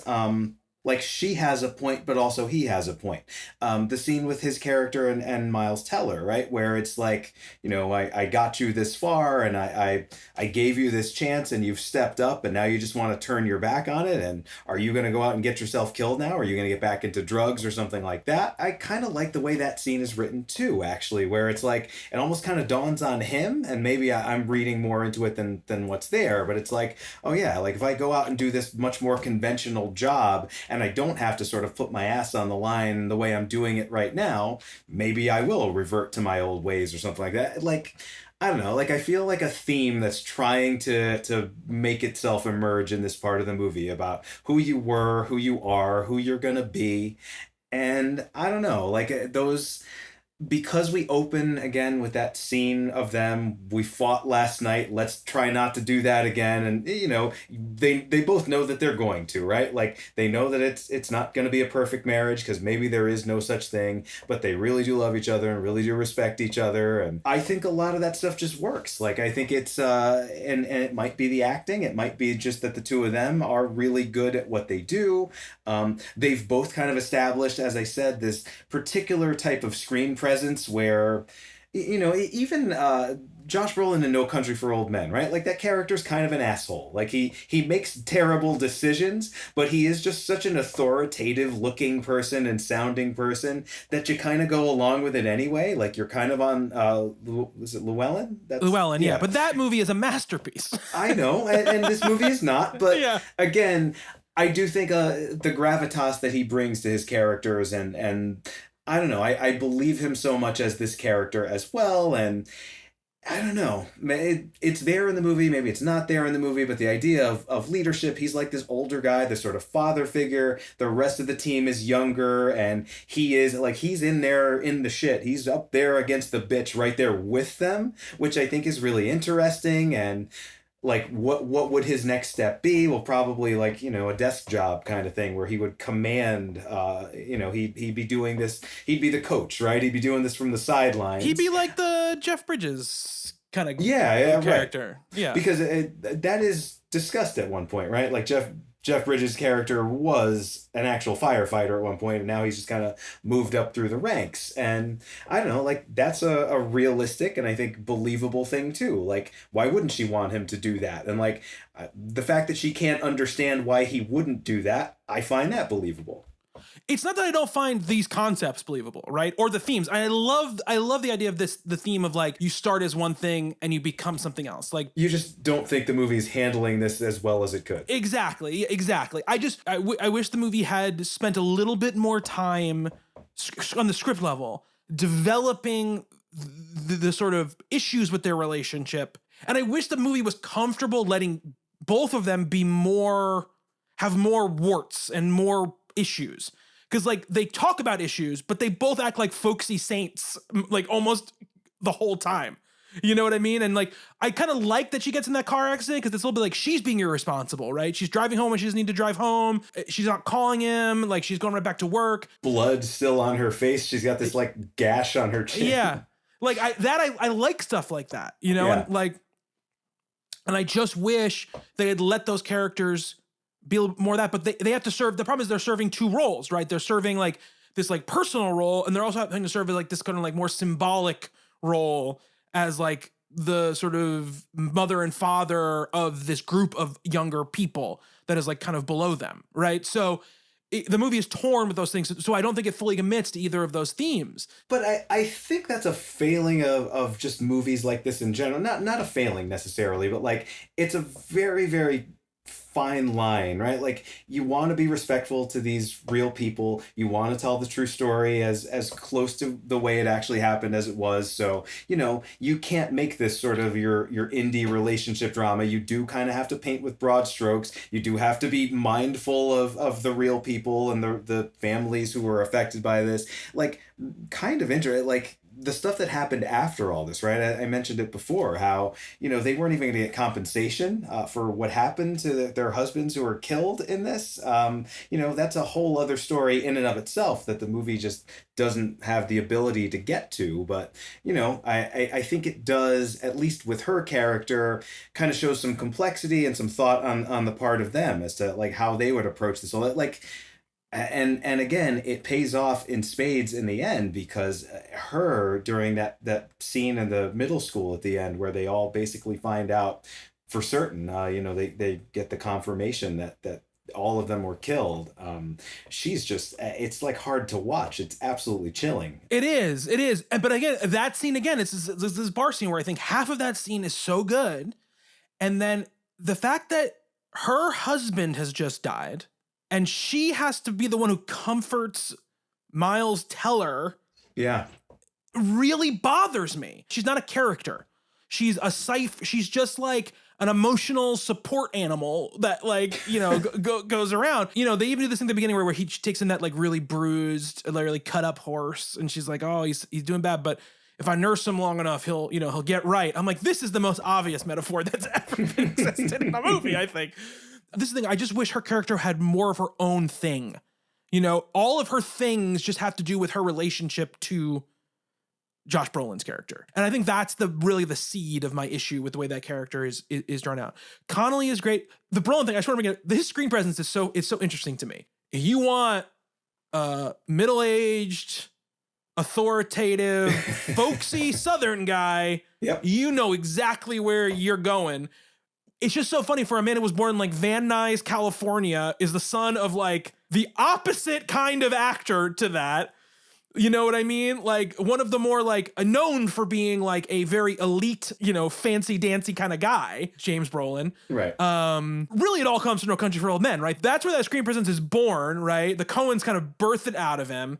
And it feels like every other movie he does that thing, and I have no problem with it. I love it. I love when when movie actors have a certain persona that they don't deploy always, but they deploy in movies like this where they have to be the center of a movie, where the part isn't particularly showy, where he just has to be the hard center of the movie. I think it's a really valuable thing, and I think it's something that people don't value enough in movies. Is this sort of thing. And watching this too, I was thinking two things. One, this is the first movie of his where I can see Top Gun coming. Oh, 100%. Like, this is the trial run for Top Gun. Absolutely. The way it's shot, the way it's lit, the color palette, the performances, all of that stuff is being birthed here, right, in this movie to me. The simplicity. Yes, the simplicity of it, yes. The pure sort of heroism, we're not going to question really any of this. Like you mentioned earlier, like there's some municipal governmental stuff that maybe you could get into in this movie. And it's like, no, we're going to sidestep that. This is all about heroism. Top Gun Maverick is that, to the nth degree. Yeah, like you could tell, like when they were looking for someone to direct that movie, oh, definitely get the guy who made Only the Brave. Well, and I'm sure Tom was like, I love this guy. Tom hires his directors. Like, that is basically what he does. And also, watching this, I was like, Brolin would have made Oblivion much better as the center of that movie than Cruise was in that movie. Like, that type of screen presence to me automatically takes that character into a different place for me, right? And I wouldn't have believed it, but I almost would have believed the football speech if it was coming out of Josh Brolin's mouth. Yes, I think he would have handled that a lot better. Because I believe Josh Brolin has watched a game of football in his life. Yeah. He doesn't just take the thetans out of his blood and jump out of airplanes. But maybe that's what it was too. Like I believed so much of the character stuff in this movie, and just the interactions and like the day-to-day stuff, and like the bullshitting around on the bus and those kinds of things. Probably because Oblivion was just such a cold movie in so many ways, and like there was no realistic, genuine human behavior in that movie. So that like this movie just attempting that stuff, I was like, oh good, I've missed that. Yeah, and I wrote down in my notes too, I was like, what's great? Just a couple of actors standing in a real place with a camera shooting them. Yeah. Like actors standing in a really awesome looking place. Mm-hmm. Like just it has an incredible sense of place. Yeah, like I've always Joseph Kosinski, just the films we've talked about, right? Like the backdrops are incredible, the set designers are great, and those two movies were a lot of manufactured things. The apartment. He tones it down in this though. There aren't as many like manicured spaces in this as there was. No, there's not. But he shoots like real spaces almost in the same way, right? Like the majesty of the desert of Arizona is really, really beautifully communicated in this movie, and it has, even the bar and those settings, and Brolin's character's house, and the shack that is their headquarters is this like corrugated metal thing out in the middle of the desert. That was the most Kosinski feeling thing to me, was that corrugated definitely. Metal firehouse. But I liked it. And it all felt somewhat real to me. And particularly there's a couple moments here where they are fighting fires, and like, the big thing about fighting wildfires, right, is not so much the natural things that are burning, but there's neighborhoods, there's people living there, there's homes. They say it a couple of times, right? Like, we could have saved that neighborhood. We could have saved those homes had we, that's the opening, the first fire where, if they had listened to Brolin, it's nicely sort of portrayed in the beginning that he's the competent one and a lot of other people are not doing the right thing. But we do kind of get a sense that people actually live in these places. There are lives at stake here. And yeah, I don't know. He's always had a really good sense of place. He's always had an incredible sense of always. He's made 2 movies at this point. This is his 3rd. And all the TV commercials and the music videos and that kind of stuff as well. But like, I don't know, this one felt more to me like a movie, right? Like my big thing about Oblivion was like, this is a movie that looks like a commercial, that feels like a commercial from a guy who made his bones making commercials. Whereas this feels like a movie, and it's not a subtle movie. And it's not a complicated movie, but it feels like it's old-fashioned almost to a fault. But I kind of like that. And I kind of like that he shows that he can do that. And I think he takes it to another level with Top Gun Maverick. He seems like, what I'm starting to learn about him, right, is he's an old-fashioned guy, it seems like. He likes like these sort of like big old movie conventions, and I mean, next time we're going to talk about Top Gun, which is the movie that I think is great, but I'm going to bring up probably a lot of the same gripes I have with this movie when we talk about that movie, when I talk about the stuff I don't like about it, right? Like he puts his tricks down a lot in this one, right? There are some of the scenes I thought one of the first shots of the movie, right, is Brolin like laying out all his gear. Oh, I love it. It's a great shot, but again, it's a Kosinski ass shot. It's a commercial shot. It's a commercial shot. It's like, you know, everything is like perfectly spaced. So there's like the same amount of space between each of these firefighting items that he's putting together. Brolin is perfectly framed in the center, and there's nothing in the center. So it's like, it's all this stuff is, you know, it's got like, well, okay, so this opens with a dream sequence, which is the fire bear, a bear made out of flames, like barreling through the woods. Then we get that scene. We get him and his wife waking up in this, you know, against this backdrop. There's a window there. We can see the landscape behind them. Then he's driving down the road in a pickup truck and is like, "Oh man, is this whole thing gonna look like a pickup truck commercial?" Yeah, that's exactly what I felt thus far is like, you know, you just throw a Chevy logo on that Dodge, because there's some very obvious Dodge product placement in this movie. But I was a little worried for about a couple of minutes at the beginning of this. It's like, oh man, we're just kind of going back to that. And yeah, I agree. Like once this movie gets rolling, particularly with the Miles Teller character, we lose a lot of that.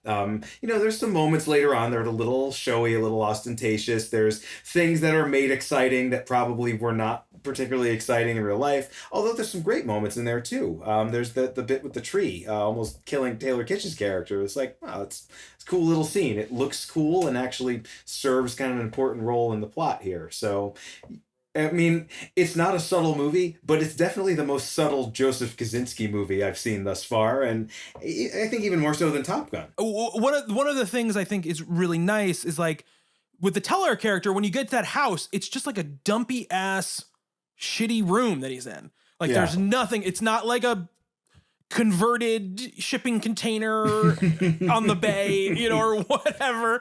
And I liked that about it. And yeah, I think even the firefighting scenes, obviously he does sometimes where he gets these big flourish shots, right? Which I think are really are impressive. But I think the fact that he holds them back and so much of the action is very close quarters, you know, I think really works. And like I said, a lot of it is just digging. A lot of it is just a lot of digging. But I love the idea that they actually like take those gas things and like light the fires or whatever. And there's that one scene where throwing a flare into the middle of it. Yeah, where Teller's like, my gas can is not working. He has to throw it away, and then like this huge fire breaks out.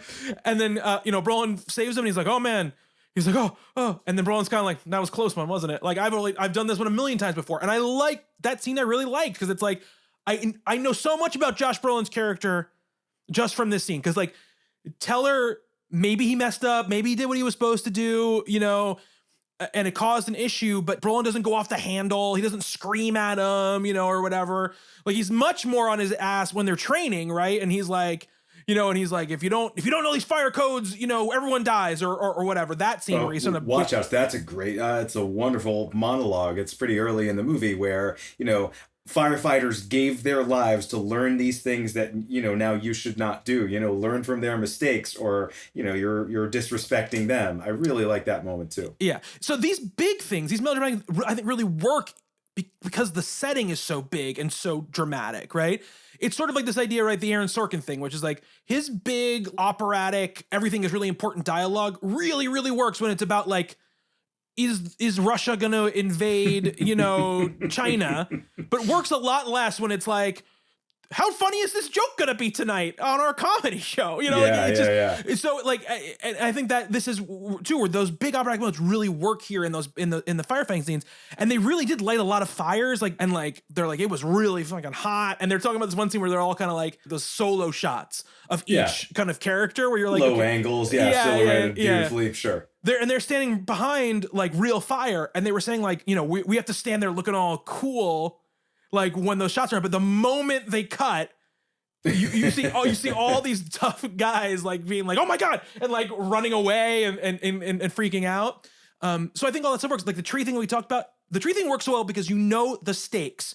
There is clear stakes with a plan, right? It's like, Yes. we need Well, to make. that's what I was saying, right? Some of the other firefighting scenes, I didn't get that, but I was also, the minutia of the job, the jargon, like the script does a great job of just kind of like, it doesn't explain things, and it kind of forces you to figure out what these things mean. And it's not like a lesser movie would be just so upfront about that, right? Like, we need to make sure the audience gets this. And there's things that they do. There's procedures and like equipment that they use where it's like, you just kind of have to go along with it, right? The movie is not going to slow down to explain to you why they're holding this particular device and what its purpose is. And, a dumber movie, a lesser movie would have done a lot of that, I feel like. And, would have missed out on just some of the, like, by the end is not that I don't care exactly what they're doing, but like, I'm so invested in the characters and I'm so invested in the world of this movie that I just sort of accept it. I go along with it.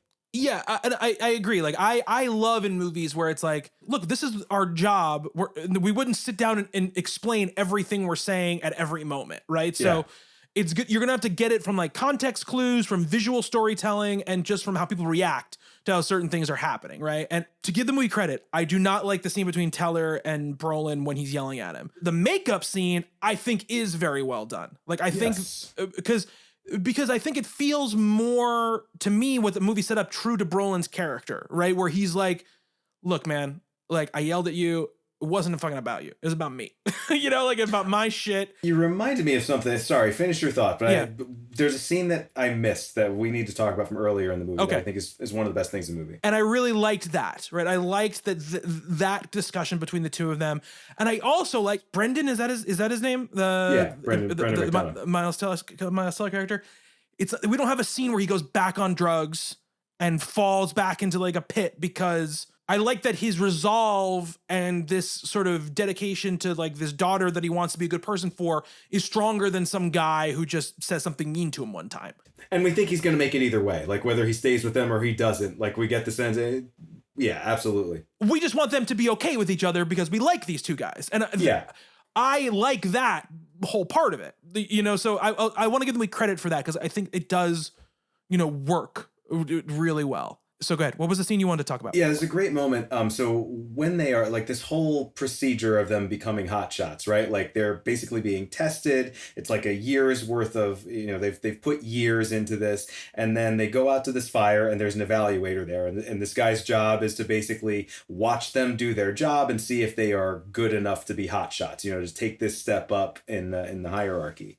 And so what that scene ends up being, and I love scenes like this in movies because this is the kind of person I am too. I'm very sympathetic to these characters who don't really have a good relationship with authority, which Brolin's character doesn't. And so this evaluator kind of has an idea of what they should do there. And Brolin says, no, we're going to do it my way. Like, I am experienced here. And I don't know exactly the particulars of the situation. The movie doesn't do a great job explaining it either. But he basically orders his guys to do something the evaluator thinks is crazy and stupid and irresponsible and is not the right way to go about things. And Brolin turns out to be right, but doesn't get any credit for it in the moment. And then there's this great moment of him kind of later on, like the couple of scenes after that, not where he breaks the chair in his office, although I like that too. I like that scene only because of the payoff when Bridges brings him the new chair. Fantastic, right, with the bow tied around it. Amazing. And they have a great little moment together. They have very good chemistry together in they the do. movie. I kind of want more of them. I mean, the movie can't fit more of them, but yeah, I would watch the two of those guys all day. But there's like a scene, and I don't even remember who he was talking to, but like basically like he knows he did the right thing. I think he's actually on the phone with his wife or something like that, and he's like, I fucked up, basically. Like, I know I did the right thing, but also it wasn't the right thing, and this movie's world is complex enough and the character is complex enough where you can kind of see it either way, right? Like, maybe he should have just done it by the book and done what the evaluator wanted. And, and they do kind of make that point too. Like, well, what are we actually saving here, right? Like, what does the priority need to be? And it's a nice moment. Like, it just kind of makes you think a little bit. It's more complicated than the rest of this movie is, and whether this character is right. I mean, it doesn't really matter because the evaluator eventually just passes them or whatever, even though he doesn't like him. I like that moment moment of self-doubt. That's another thing I like in the scenes between him and his wife, because he kind of always goes back to that place where he thinks he knows the right thing and he thinks he's on the right path, but then he has to kind of go back and think, oh, maybe I'm wrong. And I don't know. I guess because I am a lot like that too, it really works for me.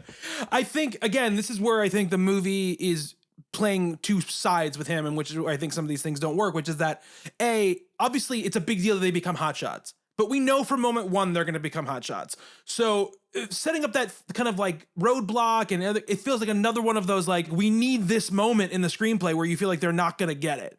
You know, and to me, it rings a little false. So I was. But see, I love that that's how they got it, right? I love that they got it because he told them to do this thing that nobody wanted them to do. I love that, and I love the tension of, like, in that scene being like, okay, did we make the right call? And then you find out, at the end of that scene, they made the right call, and we get that amazing shot in between those two things where they're like camping on the side of that hill, and you're seeing that fire burning, and that is an amazing looking shot. That's the reason you hire someone like Joseph Kosinski to make a movie like this, is you get a shot like that, right? Sure. I don't like the whole, like, well, even though we did everything exactly right, we saved whatever, they still might not qualify because I was a little mean to the evaluator. Like, that part of it to me is like a little bit, that's the falseness to me. I read it completely different. He was mean, but it wasn't about being mean. It was that he basically broke the rules, right? He went against regulations. No, I don't think so. I don't think so. That's how I saw that scene. I think it was like, I think his thing is like, no, the way I handled it was the thing that is going to end up costing us. But he made a choice that he was told not to do. But that guy's not in charge of him, though. And he makes that, he's not. He's the evaluator. He's not the head of the crew. And he said, that's why Brolin freaks out on him. Right, but he's like the representative of the rules, right? Of the regulations of this job that they're doing. And I don't see it that way. I see it like, he's there to, like, judge if they're a good crew, if they're doing the right thing, if they're effective. But he has no power over Brolin in that moment. And that's why Brolin tells him to step back. But I think he's saying, like, he gets too hot-headed. And that's kind of a reflection of that scene he has with Bridges in the middle of the kind of first third of the movie, where they're talking on that amazing, like, hill, like that hill that there's nothing around for, like, forever. Like, this is where they chose to meet for, like, their chat. It looks great. I don't care. It looks great. Yeah, absolutely. That's one of those movie things where I'm like, I don't care if it makes no sense. It looks awesome. Like, set a dialogue scene in a cool place like that. Who cares? Sure. It's the fire that him and Jennifer Connelly sit by in the middle of nowhere. Yeah, exactly. It just looks good. Who cares? I don't care. I don't need the logic for it. But he says, like, that's where Bridget basically, if you didn't have such an attitude, like, you would have my job right now, is essentially what he tells him. And that's the sense I got from that scene, which was like, not that he broke the rules, because the guy says, like, if you're trying to do something flashy and showy just to try to impress me, it's not going to work. You should be doing this. We're trying to prove that Brolin has better instincts than a lot of these guys. So he deserves this post, right? He deserves to have this group be certified because he's an amazing CO or whatever. But it's a risk, right? Definitely a risk. Yes, it's definitely a risk. I guess that's kind of how I read it. It's like, you could not take this risk and you'd probably still impress this guy and But he doesn't care about that. He doesn't care about that. He has to do this thing that he knows is the right thing, even though there's a chance that it could go tits up for him and ruin the chances. And that moment of introspection that he has after that, where it's like, oh man, what if I did just ruin this for these guys who have put so much trust into me, and I am their leader, and I'm the one making it. It's just, I don't know. I like that scene a lot. I like the scene. I just don't like the aftermath of the scene, I guess. We know already they're going to be hotshots. I don't need the false hiccup. And then for me too, because I know they're hotshots, the moment where they get to be hotshots, it didn't really, like, fully land for me. It should land for me because it's like the whole buildup of the first half of the movie is like, are we going to be able to do this? So when they get it, I should feel, like, happy and elated for these guys. And I just was like, oh, okay. I didn't really get me. I did like the party scene they had after that. And I do like some of the stuff in that one where, Connelly is like, she kind of like goes over to Teller's character and kind of talks to him. And he's like, you guys are more alike than you know. I really liked, I pointed this out, I wrote this in my notes, when the guy opens the beer bottle with, like, a chainsaw or whatever. That was awesome. Yeah. And I was like, that's so specific. Like that, that must have been somebody on set who, like, did that before. And that guy is one of the actual firefighters. He's like actually on that crew. And he was in the movie playing a different character. Like, he knew one of the guys, so he plays one of the guys in the movie, and it was him who did that beer bottle thing. So I'm like, that's why it feels so specific, because he obviously probably did it. I love that moment too. Great moment. So we get this last fire, right? And again, I think it's a really well designed and really well thought out scene. In this scene, they do go like, okay, here's what's going on. When this goes to this and this goes to this, you got to go back on this line and do this and do that. They talked about so many things that when things started happening, I was like, okay, but what does that mean for the 7 guys that are standing in the place where I need to know if they're going to live or die? That's right. That's kind of how I felt about it a little bit. I will say we get like the thing where the plane puts out their like guard fire or whatever that they do, which I liked. But previous to that, when that big ass fucking plane comes through and like drops the water and like destroys like buildings, they're like hiding under trucks because they could like get swept away. Yeah, that was kind of a great moment too. That was an awesome moment. I was like, I never thought about what it was like on the ground. Yeah. If this happened and you were standing there, you know? So I thought like that moment I'll tell you, like as much as this movie is a tribute to the hotshots and firefighters, the people who fly those water dropping planes, they really get kind of the short end of the stick in this movie. Like they are responsible for that moment, and also, you know, what you were mentioning in the climax of the movie, right? So they are lighting this control fire and the plane just like drops the water in the wrong place. I mean, that's clearly a mistake from somewhere up the chain there, and that's even at the beginning, right? Even that first scene, you see it take the water out of the pool or whatever.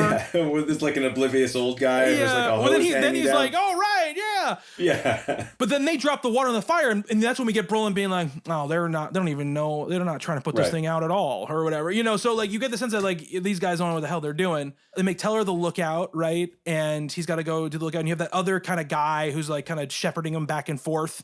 From another crew, right? From another crew. Driving them back and forth on a golf cart, basically. Yeah. And the interesting about this, right, is what I think is fascinating about this, and this is the function of it being a true story, right, is that this final fire doesn't have a lot of stuff for our guys to do, right? Right. They're mostly just watching the fire, like, change positions.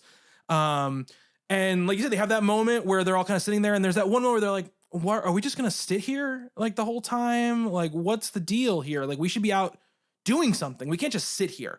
And I feel like that's the moment, right, where you kind of get this thing that, like, they do nothing wrong, really. They do leave that blacktop, like the charred area, which they probably would have been safe there if they had just stayed there and waited it out.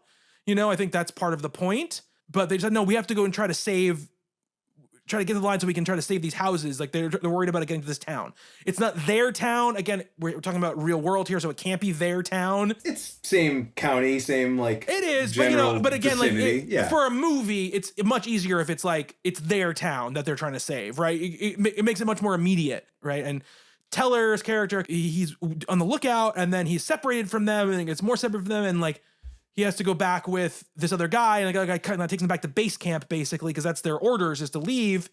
And he can't get back to his guys because he's cut off by the fire, right? And he's just sitting there listening to what's happening to them on the radio the entire time, which is pretty devastating in and of itself. The thing I wish about this sort of end of the movie, and again, it's not this kind of movie, so I will say that I don't ding the movie for this, but this idea that like they did everything right, and just like the change of the wind is the difference between life and death for what they're doing. And it's sort of random, and it's so tragic that it's just so random, right? There's no meaning to it because it's not like they died, you know, digging that trench that was going to save the county or whatever. I wish the movie had been a little bit more poignant about like that fact.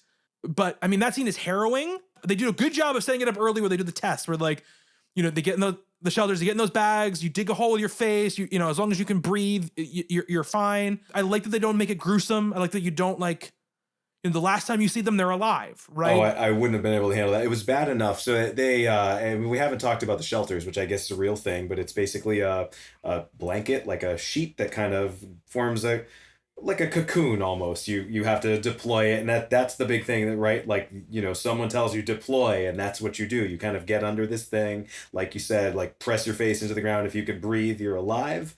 I did a little bit of reading about those after this film, because how could you not? But like, there's this moment. It's a very sort of war movie moment. You know, it's the guys in the foxhole, whatever, and like I don't even remember it like. I'm not sure if the movie's even specific about it, right? Like, it's not a character we know. I think we might see Taylor Kitsch's character there, Mackenzie, for like a moment. But like when one of them just kind of like opens up his shelter to talk to the guy that's next to him, a couple feet away in his, and I was like, I can't take too much of this. Please don't give me too much more of this. And they don't, but man, it's absolutely devastating. I didn't realize, like, I thought those things were much more powerful than they are, those shelters. Apparently they can withstand about 300 degrees of heat, and supposedly this fire was like upwards of 1,000. So they literally never had a chance. And I don't know that the movie really communicates that, and maybe it's not important, but it was something I saw later on, and I don't know, it just kind of made the whole thing even sadder for me. But just that, like, those last couple of moments there where how things are going down, and then a lot of that scene is as we were saying, it's McDonough in the van, just like completely powerless, listening to this entire thing and kind of knowing exactly the way it's going to go. And it's the survivor's guilt thing, right? And he, like, that's eventually what Amanda Marsh, Jennifer Connelly's character, kind of tells him, like, you can't feel guilty because you weren't there. You did what you were supposed to do, and so did they. These guys dying in this moment wasn't because of anything they did wrong, right? Because they've set up throughout the movie that they're like the best at getting in these shelters quick and the right way, right? But the moment I think and of course, if you don't know, if you already know, but if you don't know, the moment you're kind of like, what, something bad's gonna happen, is when, Marsh is like, says to James Badge Dale's character, like, you get under, you two now. And that's never been a thing that has happened before. Right. He's always the one watching everybody get in and, like, and waiting it out, and he's like, no, you got to get in now. Yeah. And then we get the scene, right, of they're driving back and they're like, okay, everyone's got to go to this school because they haven't really confirmed who's dead and who's alive because there's just so much going on. It's so crazy, right? They can't identify all the bodies at the moment because they're just charred beyond, belief or whatever. And that scene where they're driving in the car, when Jeff Bridges is driving, Jennifer Connelly is like laying in Andy McDowell's lap. And Jeff Bridges, and I mean this completely sincerely, and like, it affected me, cries in a way I've never seen a human being cry before. Yeah. You know what I mean? The way he's sort of like cracking, he's kind of breaking up and losing it. Like, and the way his like lips are quivering and everything. I was like, I have never seen someone on camera cry like this before. It's a fantastic scene, and particularly Jeff Bridges, like, he's almost comic relief in this movie up to that point. Like, Steinbrink is his character's name, and he is, he's the guy behind the desk, as I was saying before, right? Like, they're all basically working for him, and he supports the Hotshots. He's kind of not part of what they're doing, and he's Jeff Bridges, he's the Big Lebowski, and, we see him sing, he gets to perform some music in this movie, he's a good old boy, he's like, literally, you could just call that character that.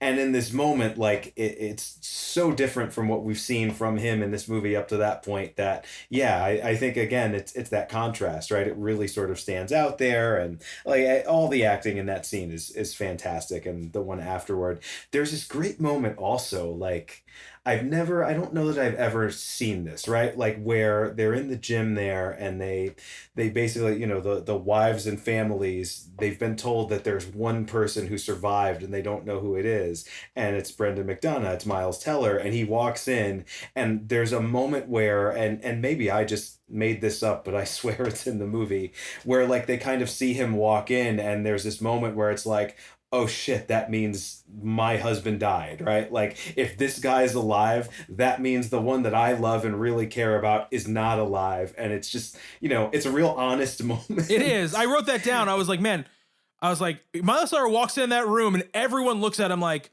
you? And the movie doesn't shy away from that, right? Like, as much as this is a traditional rah-rah jingoistic movie about firefighters and heroism, there is that moment, like, I can't believe it's you. I'm laughing about it, but I when I saw that, I was just it was horrifying and really well done for what it was. I completely agree with you, and I think on the way to the school, right? He's like, I want to go to the school. The guy who's driving him is like, that's not a good idea, man. Yeah. Like, that's a terrible idea. And as soon as Teller walks into that room, everyone looks at him. He's like, this was a terrible idea to be here. You know, and like that wail that Connelly gives is like, like you mentioned it earlier, is very impressive.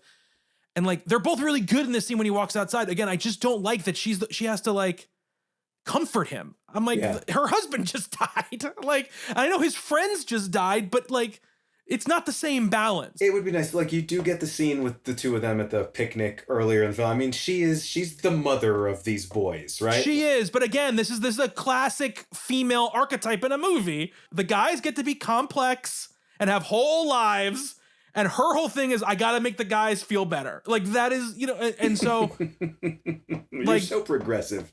I'm such a chauvinist. I'm not saying that you're a chauvinist at all. But, like. No, I get you. I totally get you. And there are plenty of movies where they play off these tropes, and sometimes I don't even notice them, right? But this one, it was so obvious to me the entire time. And this was just how it felt at the end. You know, I just felt like, okay. Like, Josh Brolin being like, after this fire, I'm done, or whatever. I'm like, I don't need this scene. Yeah. I don't need this scene, man. Even if it's true, I don't need this scene. You know what I mean? Yeah, like, he's the cop who has one last case before he retires. Sure. Yeah. I don't need it. Believe in your subject matter, believe in your actors, believe in what you have.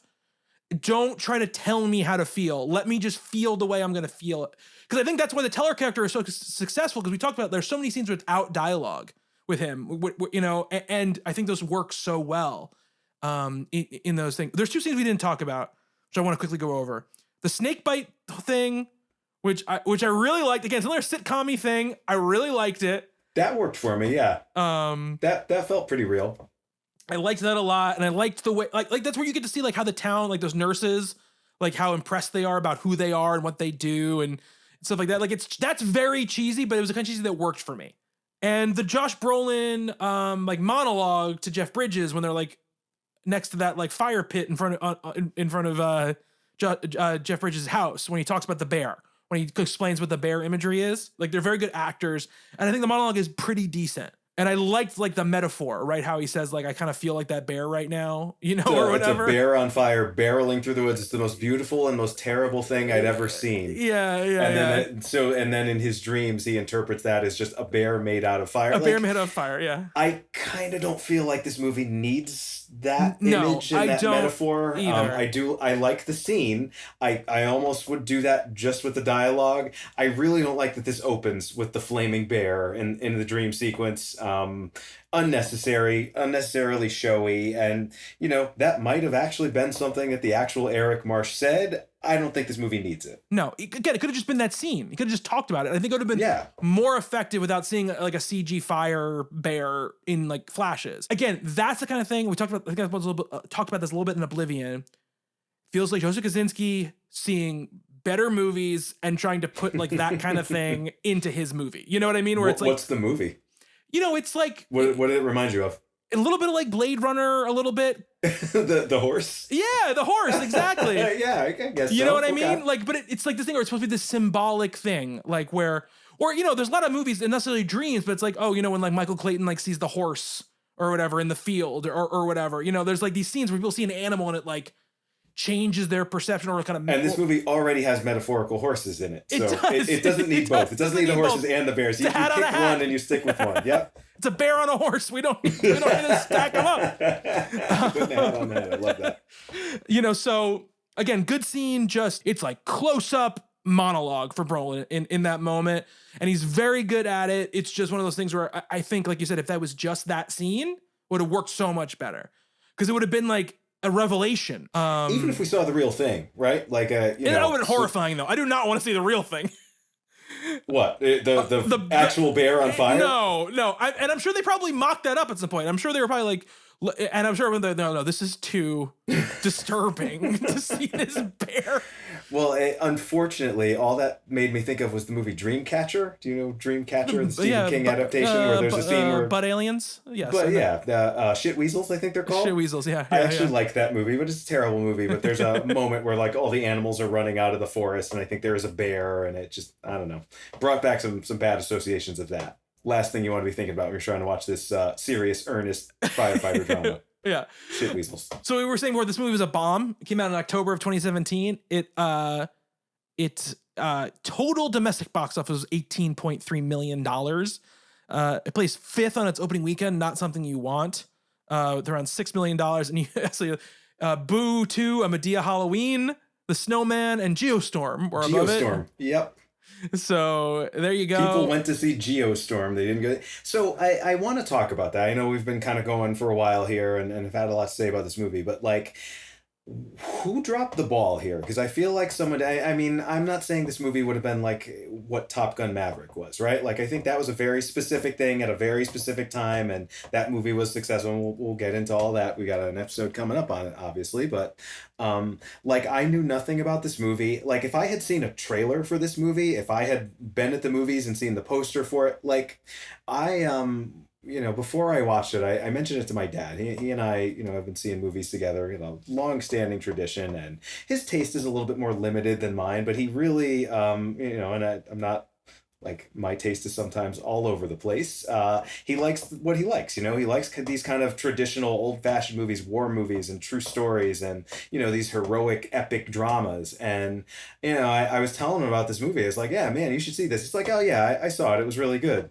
Oh, okay. So you knew about it and I didn't know about it. Like, I feel like if I had known anything about this movie in 2017, I would have been like, you and I need to go see this. He's a big screen guy like I am. You know, you see a movie like this and it's like, you want to do it in a theater. And it never was on my radar, like, ever. Like, I don't remember anything about it. So was it just a failure to promote it? I know there were some issues with the distributor, and the release schedule is supposed to come out in September. It didn't come out until October. It's just like it changed hands. There was like one of those business things where, you know, one distributor just bought everything the other distributor had and then kind of put out their own release schedule. But like, what happened here, and why did no one care about this movie? Obviously, yes, probably some sort of promotion is an issue, right, on a movie like this. But I also think that two things. I think studios have lost the ability or lost the knowledge of how to properly platform and promote movies like this. Talking about the ecosystem of the movie industry, and how I think fans, just as much as executives, were guilty of not realizing that some of the movies they felt were maybe superfluous were important for the development of movie stars and actors and directors, right? Where, like, they don't make romantic comedies anymore. So when an actress breaks out in something, she has nowhere to go except, like, the girlfriend in a superhero movie or something. You know what I mean? You know, so like we've lost these pipelines, and they're trying to get them back. I think honestly that they're trying to figure it out again. But I think this movie comes right in the middle of when everything is franchise, right? Everything is, and all those franchises are at peak box office. Those are the things that are up here, and they've lost the ability to do this. They don't even make that many of these movies anymore that they don't sell to streaming services or don't put on their streaming services. So they've lost that ability. Two, I think the key that sort of like your Peter Bergs have unlocked is that the ceiling on movies like this is like $60-70 million at this point, right?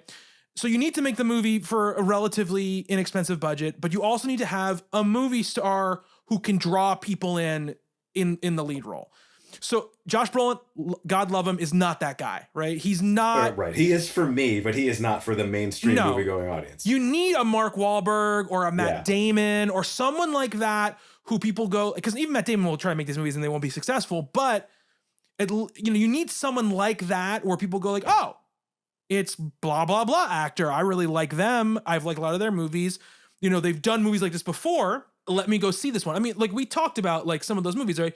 The Mark Wahlberg, The Patriots Day, the Deepwater Horizons, you know, those type of movies are the ones of these that do well. Like Sully, you know, obviously a very specific story, but you know, obviously Tom Hanks movie. So okay, we've got Tom Hanks, so it's gonna make some money, you know. Captain Phillips. Yeah, Captain Phillips. Even like something like Flight, which isn't a true story, but it's sort of like has Denzel Washington in the lead role, you know. So I think that's the main problem here, is that as much as I love character actors, you need one movie star to kind of hold down the center of this movie to get some attention to it, you know? Yeah, no, that's definitely true. I mean, for me, I saw the cast of this movie. It's like, oh man, I want to see, I watch anything with these people in it. Like, put them in whatever roles you want in whatever kind of movie, and I'm interested. But... Or it needs to be a director who has a name that can sell it. That's the other thing too. It needs to have a director. At this point, it doesn't. I mean, Kosinski might be at that point now. No, nobody knows he directed Top Gun, man. I gotta tell you, no one. Really? No, Top Gun is Tom Cruise. Like, that's what it is. The author of Top Gun is Tom Cruise. We'll talk about that when we get to that movie, obviously, next time. But, I think that helps him with studios a little bit because they know, like, oh, he look at this movie, he made look how much money it made. But what if this comes out after Top Gun Maverick, though, and every single one of those ads is from the director of Top Gun Maverick, this earnest firefighter drama? It makes at least twice as much what it does, right? If it comes out after Top Gun, it comes out on Netflix or Prime Video or something. We are in a different era now, man. Like, it is not that era anymore. Your movie's got to either cost like $200 million or $15 million, or you don't have any place in a movie theater right now. Like, this is basically where it is. You got to be like a Sundance. You got to be an indie movie that blows up at a festival. Yeah. And then comes out. This movie was very well reviewed, right? 87% on Rotten Tomatoes. You put a lot of quotes from Bilge Ebiri. Yeah, he called it an ugly cry for the ages. Yeah, 100%. Dude, I've always liked his stuff a lot. He's awesome. He's on the Blank Check podcast a lot, and he's great. Roger Moore, the other critic, gave it like a 3.5 star review, but it was a very well liked movie, right? And even that, like the lowest review I could find, it was a 4 out of 10 from Empire Online. It was very snarky. It was very short, and I don't know. I mean, I guess you could. I didn't completely disagree with it, but like, no one said this movie is a 0. No one said this is a piece of shit and no one should see it. It's a genre that I guess was a little bit out of fashion at the time, and it doesn't have that like A-list star to sort of carry it. But I don't know. I feel like someone did this movie a disservice, or something did this movie a disservice. And it might be an audience thing, right? Like, why are we not going to see these movies anymore? Yeah, I didn't know it existed, and I'm one of the people who probably go see it if I knew it existed. I 100% would. I'm legitimately bummed that my dad and I didn't go out and see this on the biggest screen we could, and I think we both would have really appreciated it. Here's the other part about it, though, which I think is the thing that I think also holds it back. For me, anyway. I think it's a good movie. I don't think it's a great movie. And for a movie like this to really succeed, it needs to be undeniable. That's the other thing about it too. It's got to be undeniable for a movie like this right now to make an impact, with this cast, with this director, with this subject matter. That's probably true, but there's so little of this now. I guess that's kind of what I'm saying. I mean, maybe it's just me, but like, this is what I am looking for, right? Like, I grew up watching these kinds of movies, and I want to see more of these kinds of movies, and especially in 2017, right? Like, by then, I was already pretty tired of all that franchise stuff that you were talking about, and that was kind of the peak of it, and now we're seeing the other end of that, and who knows where any of that stuff is even going at this point. But like, I don't know, like, is there just not an audience for this stuff anymore? Like, it's a bigger question for another, but like, but again, it's an ecosystem problem, for me. And I don't think it's just a thing where you can say like, well, the studios all fucked it up. The studios went the way they went because the people went the way they went first, right? People stopped going to these kind of movies, so they stopped making these kind of movies. But again, it's one thing where like, these people who run the industry aren't really interested in the health of the industry. They're just interested in making money. So there's not an idea of like, well, we need to keep making these movies so we have a great farm system for actors and directors and screenwriters, that when we want to make these big movies, we have good people to make these big movies, right? Who have interesting voices and interesting ideas. Like this movie came out in 2017. I'm going to look up right now. 2017 highest grossing movies. You got The Last Jedi. You've got the Beauty and the Beast live action remake. Right? You've got The Fate of the Furious, Despicable Me 3, Jumanji Welcome to the Jungle, Spider-Man Homecoming. Sorry, and now 6, 7, and 8 are all Marvel movies. Spider-Man Homecoming, Guardians of the Galaxy Volume 2, Thor Ragnarok, right? Wonder Woman's in the top 10. Coco, animated movie, great movie. That's a movie that made some money. Pirates of the Caribbean, Dead Man Tell No Tales, which is an unwatchable movie, and it made $794 million worldwide. So this is what I'm saying. We're in this moment right now, and we're out of this moment now. I will say this right now. We're out of this zone. Oh, for sure. Yeah. Where you can just make a movie in the franchise, and it's going to make almost $1 billion. Like, Aquaman made $1 billion at the box office when it came out. Aquaman 2, which I think, again, those movies have like a voice to them. James Wan's an interesting director. Yeah. No one cared about it, right? It made some money, but no one cared about it. Like, it makes $700 million worldwide. That was a big surprise, right? It was like, it's a horror movie. It's a Stephen King book that is beloved and famous, but that's more of the old pipeline, right? It's like big book, make it into a big movie. Lots of people will come and see it, right? Then we got like Justice League, Logan, Transformers Last Night, Kong Skull Island, The Boss Baby. Dunkirk 19 is really one of the first like original movies we've got on this list. That's a live action movie. But that movie is part of the franchise that's called Christopher Nolan, right? Christopher Nolan is a franchise at this point. He has his own franchise. His name is that director. Yeah, you put his name on something, people are going to go see it no matter what it is. Yeah. War for the Planet of the Apes, The Greatest Showman, which is not a good movie, but very interesting, that is like in the top 20 highest grossing movies of the year. But like, we're not getting any of the type of movies that we're talking about, right? That you and I are talking about here. Wonder is the 29th highest grossing movie of the year, which was this movie that nobody remembers. I believe it's Julia Roberts and Owen Wilson. And like Jacob a Tremblay drama, Jacob Tremblay. I remember the trailer for that movie. It made $132 million domestic. Like, again, so somebody did. Movie stars, right? Yeah. Movie stars. And so like I'm trying to look at what the first like adult maybe drama is on here that's not a franchise thing. I mean, it's not an adult drama, but Get Out is a huge hit right this year, which is one of those things where you're like, okay, like every once in a while we get somebody like this, right? Who shows up and becomes somebody that can make movies and they make interesting movies and they make a lot of money. I don't know, man.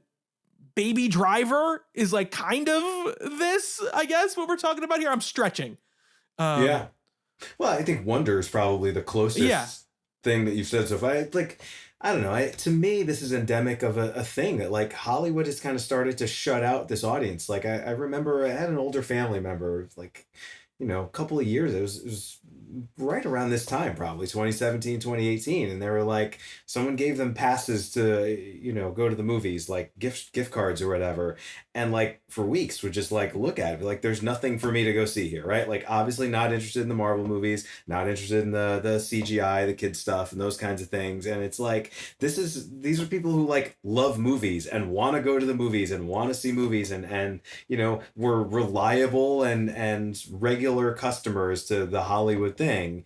And they've just been kind of abandoned. And like, this is Only the Brave is a movie for those kinds of people. And it's like, what happened to them? Like, is it a chicken or an egg thing, right? Like, did they just sort of disappear? Or I don't know. It bothers me because I really like these kinds of movies, right? And I do feel like what Hollywood is and what American movie making has always been is, earnestness and spectacle and heroism and those kinds of things. And not every movie has to be that. And I saw Deepwater Horizon. I remember kind of liking it, but I don't remember thinking it was a masterpiece or anything. But like, I will always go see these. And like I said, Perfect Storm, one of my favorite movies. Whether it's good or it isn't, I do think it isn't, but that's fine. Now it's been a while. Now I'm a little worried to watch it again. But like, I don't know. I mean, it bothers me that this can't be successful and that there's just sort of no, you mentioned the word like platforming. Like, what? How do you, aside from putting it on a streaming service, something like which does it a disservice also because it's a big screen movie and. Like, are we just never going to get this again? This stuff can happen, right? I mean, this year, I think, has been interesting because a lot of the big movies got shuttled away because of the writer's strike, right? So you've got a lot of smaller movies and people were screaming about, like, the death of the box office, this year. But, like, a movie like Civil War made a pretty big impression. That's a difficult movie, Like, it's not an easy, like, just... nice movie to watch. It's not popcorn entertainment. Alex Garland is doing what he always does, but he's just doing it in like a kind of a more bombastic shell. But that movie made $70 million, cost very little. And like A24 is very smart about this. A24 is maybe the one company out there still that knows how to do this, right? That they're great at promoting their movies. They're great at casting. They know too, they're very smart. They're not stupid. They're like, we need to put people, in the movies that cost a little bit more money, there has to be faces that people recognize in those movies, but we're going to do more stuff, more interesting stuff because we make it for cheaper and we can release it and it'll make enough money where it makes sense for us. And now A24 is kind of becoming that franchise, that brand also, right? Like you see something as an A24 movie and maybe that's why you go see it, even if there's no one in it that you're interested in, or it's a genre that you're not, it's not your favorite thing. People like screamed about the weak opening of the Fall Guy, the sort of like action comedy with Ryan Gosling, the studio undercut its knees and put it on streaming like a week later. Like, but it opened at like 20 something. It made it to like $92 million domestic. We are slowly but surely, for everything but like these huge movies, moving away from this. It has to make all its money in week one or it's a failure. It's never going to be the early 90s, late 80s where it's like, this movie is in its 150th week and it's made $200 million, whatever. That's not going to happen anymore. But I think people are starting to realize that the streaming thing has started to eat its own tail a little bit, and there's got to be something left in its wake, right? And people get very reactionary and very upset, and they think everything's going to end and crash and go away. But I was sick of reading those think pieces about the Fall Guy. Oh my God. Immediately when they started coming out. Yeah. I'm like, what did you expect? Like, this isn't Iron Man. It's Ryan Gosling, who has never been a box office draw movie star. People love him. He is beloved, right? But he's never been a guy who can open a movie to $80-70 million.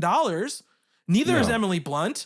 They're just very well-respected, well-liked actors who have been in big movies as not the lead, right? And that movie made some money, but it's a grown-up movie. People who have kids are not always going to the movie the first weekend. Sure. They're gonna catch it in 3 weeks when they got a time, when they miraculously have a night where they can sneak out to go see a movie that doesn't star children or animated characters.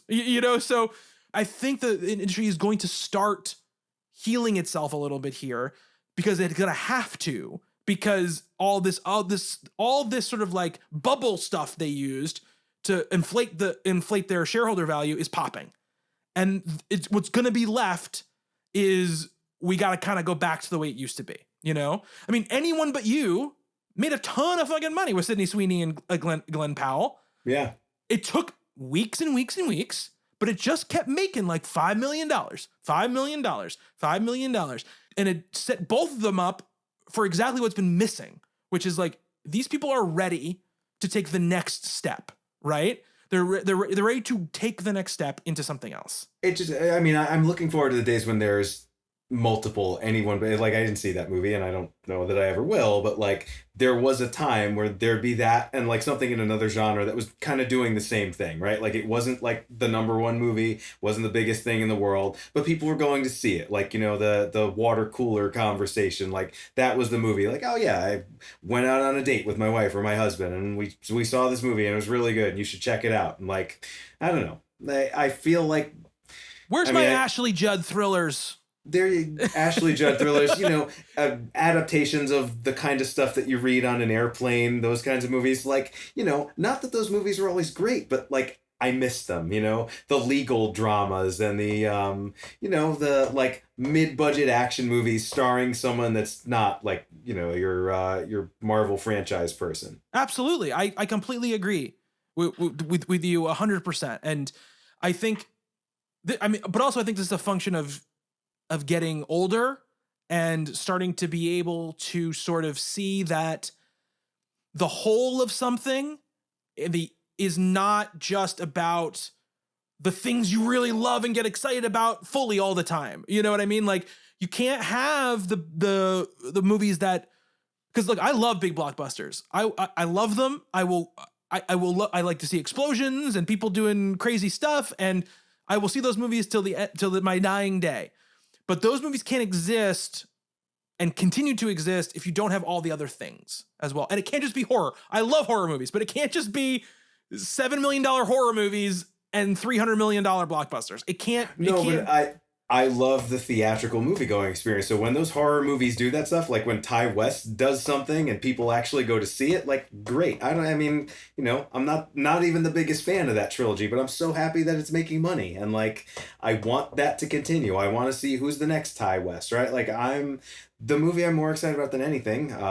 We're dating this episode, but Longlegs comes out at the end of this week, and I'm totally pumped for that. And I hope it does really well. And I hope that just kind of sends a signal that like people will still go to a theater to see stuff like this. But again, it's a horror movie. And Sure. they fully accept people. It's a business model. Like, they know people will go see horror movies. Like, they have no doubt about that. You can make they're like the best return on investment in the business. You can spend $10 million and make $50 million. You're like, all right, we're good to go. You know, the Conjuring franchise has cost like a combined like $150 million, and it's made like $1 billion. Yeah, Paranormal Activity Talk to Me last year. Yeah. These movies do it. A24, Blumhouse, they're great at doing this. They're so good at it. You know, and A24, I was talking about, they're going to, like, Civil War was their first blush into this, making slightly bigger movies, right? Like, and I think that's a great idea. You know, they basically like, look, we've got to start making a little bit bigger movies that are a little bit more down the center to fund all of the weird, crazy shit that we do. You know, we can't just keep making movies that make $7 million over and over again. But if we make, like, they licensed the Death Stranding game, you know, like, but they're doing like weird blockbuster stuff. Like Civil War is a weird blockbuster. So like, that's like what I want to see. And hopefully that's development. And like, you're dating again. I shared it with you, but the F1 teaser came out, the new Kosinski movie. Yeah. And boy, does that look like, now that we've done a couple of these movies, I'm like, does that look like the Uber Kosinski movie? Yeah. A very even color palette, beautiful. I'm very excited to see it, though. I can't wait. Yeah. I want to see that on a very big screen next year. Absolutely. So far the rank, this is I think his best movie so far. Oh, 100%. That we just watched. Yeah, absolutely. Yeah. Like we kind of did this, not that it's important. I believe we called Tron Legacy a gentleman's 6. Yeah. We were both somewhere in the 4 range for Oblivion. What's your take on Only the Brave? It's like a 7 out of 10 for me. It's a solid 7, which good. Like, that is a very good movie to me, you know? Sorry, good bordering on very good. You know, I'm right there. 7.5 to an 8 for me. Okay. Yeah, not that far off. I mean, again, I think some of the stuff that some of that bothered me a little bit more than you, obviously, from this conversation, but this is what I was hoping the second movie would be. Like, there would be like the step up to the second movie, and then the third movie would be another. You know what I mean? So it felt like a little bit like we started out like kind of on the level, and then we kind of dipped, and now he was kind of fighting his way back up. So I already know how I feel about the next movie, so I know that we're gonna keep going up a little bit there, and then like I said, the story does have a redemptive arc. Yeah, but I don't know how far the crash is gonna be with Spiderhead, so we'll see when we get to that point. Well, then you got the F1 movie, so yeah, absolutely. And we'll cover that when that movie comes out next year. We'll do a special episode. I watched a lot more interviews with him. You said you'd been seeing a lot of Kosinski lately, and just kind of doing some research for this one. And it was all like promotional stuff, you know. It was the boilerplate Hollywood thing that every director has to do. But I don't know. I kind of like the cut of his jib. This guy, I sort of knew that. Like, he's very serious. He's very professional. But I don't know. He's not just a business person, right? Like, he clearly gives a shit in a way that I like and I appreciate. He does. He definitely does give a shit. And that's what definitely has come across to me in those interviews as well, is he cares about movie making, and he cares about, like, he does care about the characters and the story, even though sometimes I think that's the fault, that's his, like, main weakness, but he does really care about it. So that goes a long way for me.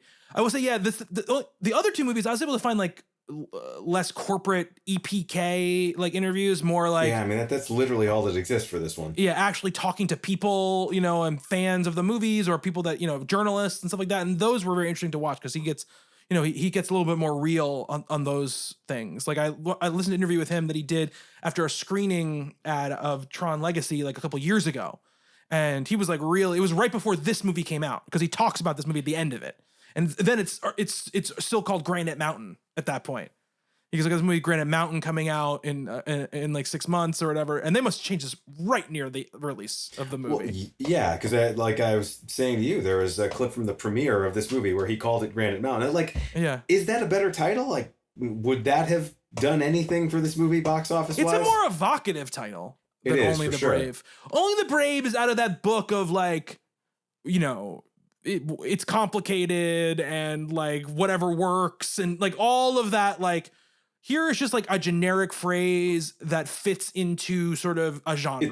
It sounds like a movie title. Yeah, it sounds like Only the Brave sounds like I love, one of my favorite things they did. I love Seinfeld, but this running gag where they had just like titles of fictional movies in the Seinfeld universe because they were always going to the movies together. Yeah. And it sounds like one of those movies. Yes, Like, absolutely. oh, we can catch the 8 o'clock of Only the Brave. Yeah. It also sounds like you said, it sounds like a cop movie or it sounds like a military movie. And I think that's probably Yeah. also why it was tough to market. You know, it has a lot of similarities to cop movies and war movies, but Yeah. it's, I don't know. How does this title not have fire in it? I don't know. Absolutely not. Yeah, I don't know. All right, well, that's going to do it. We've been recording for a long time. That's going to do it for our show today. We'll see you next week for Top Gun. Nick, thank you so much for taking this journey into the fire with me.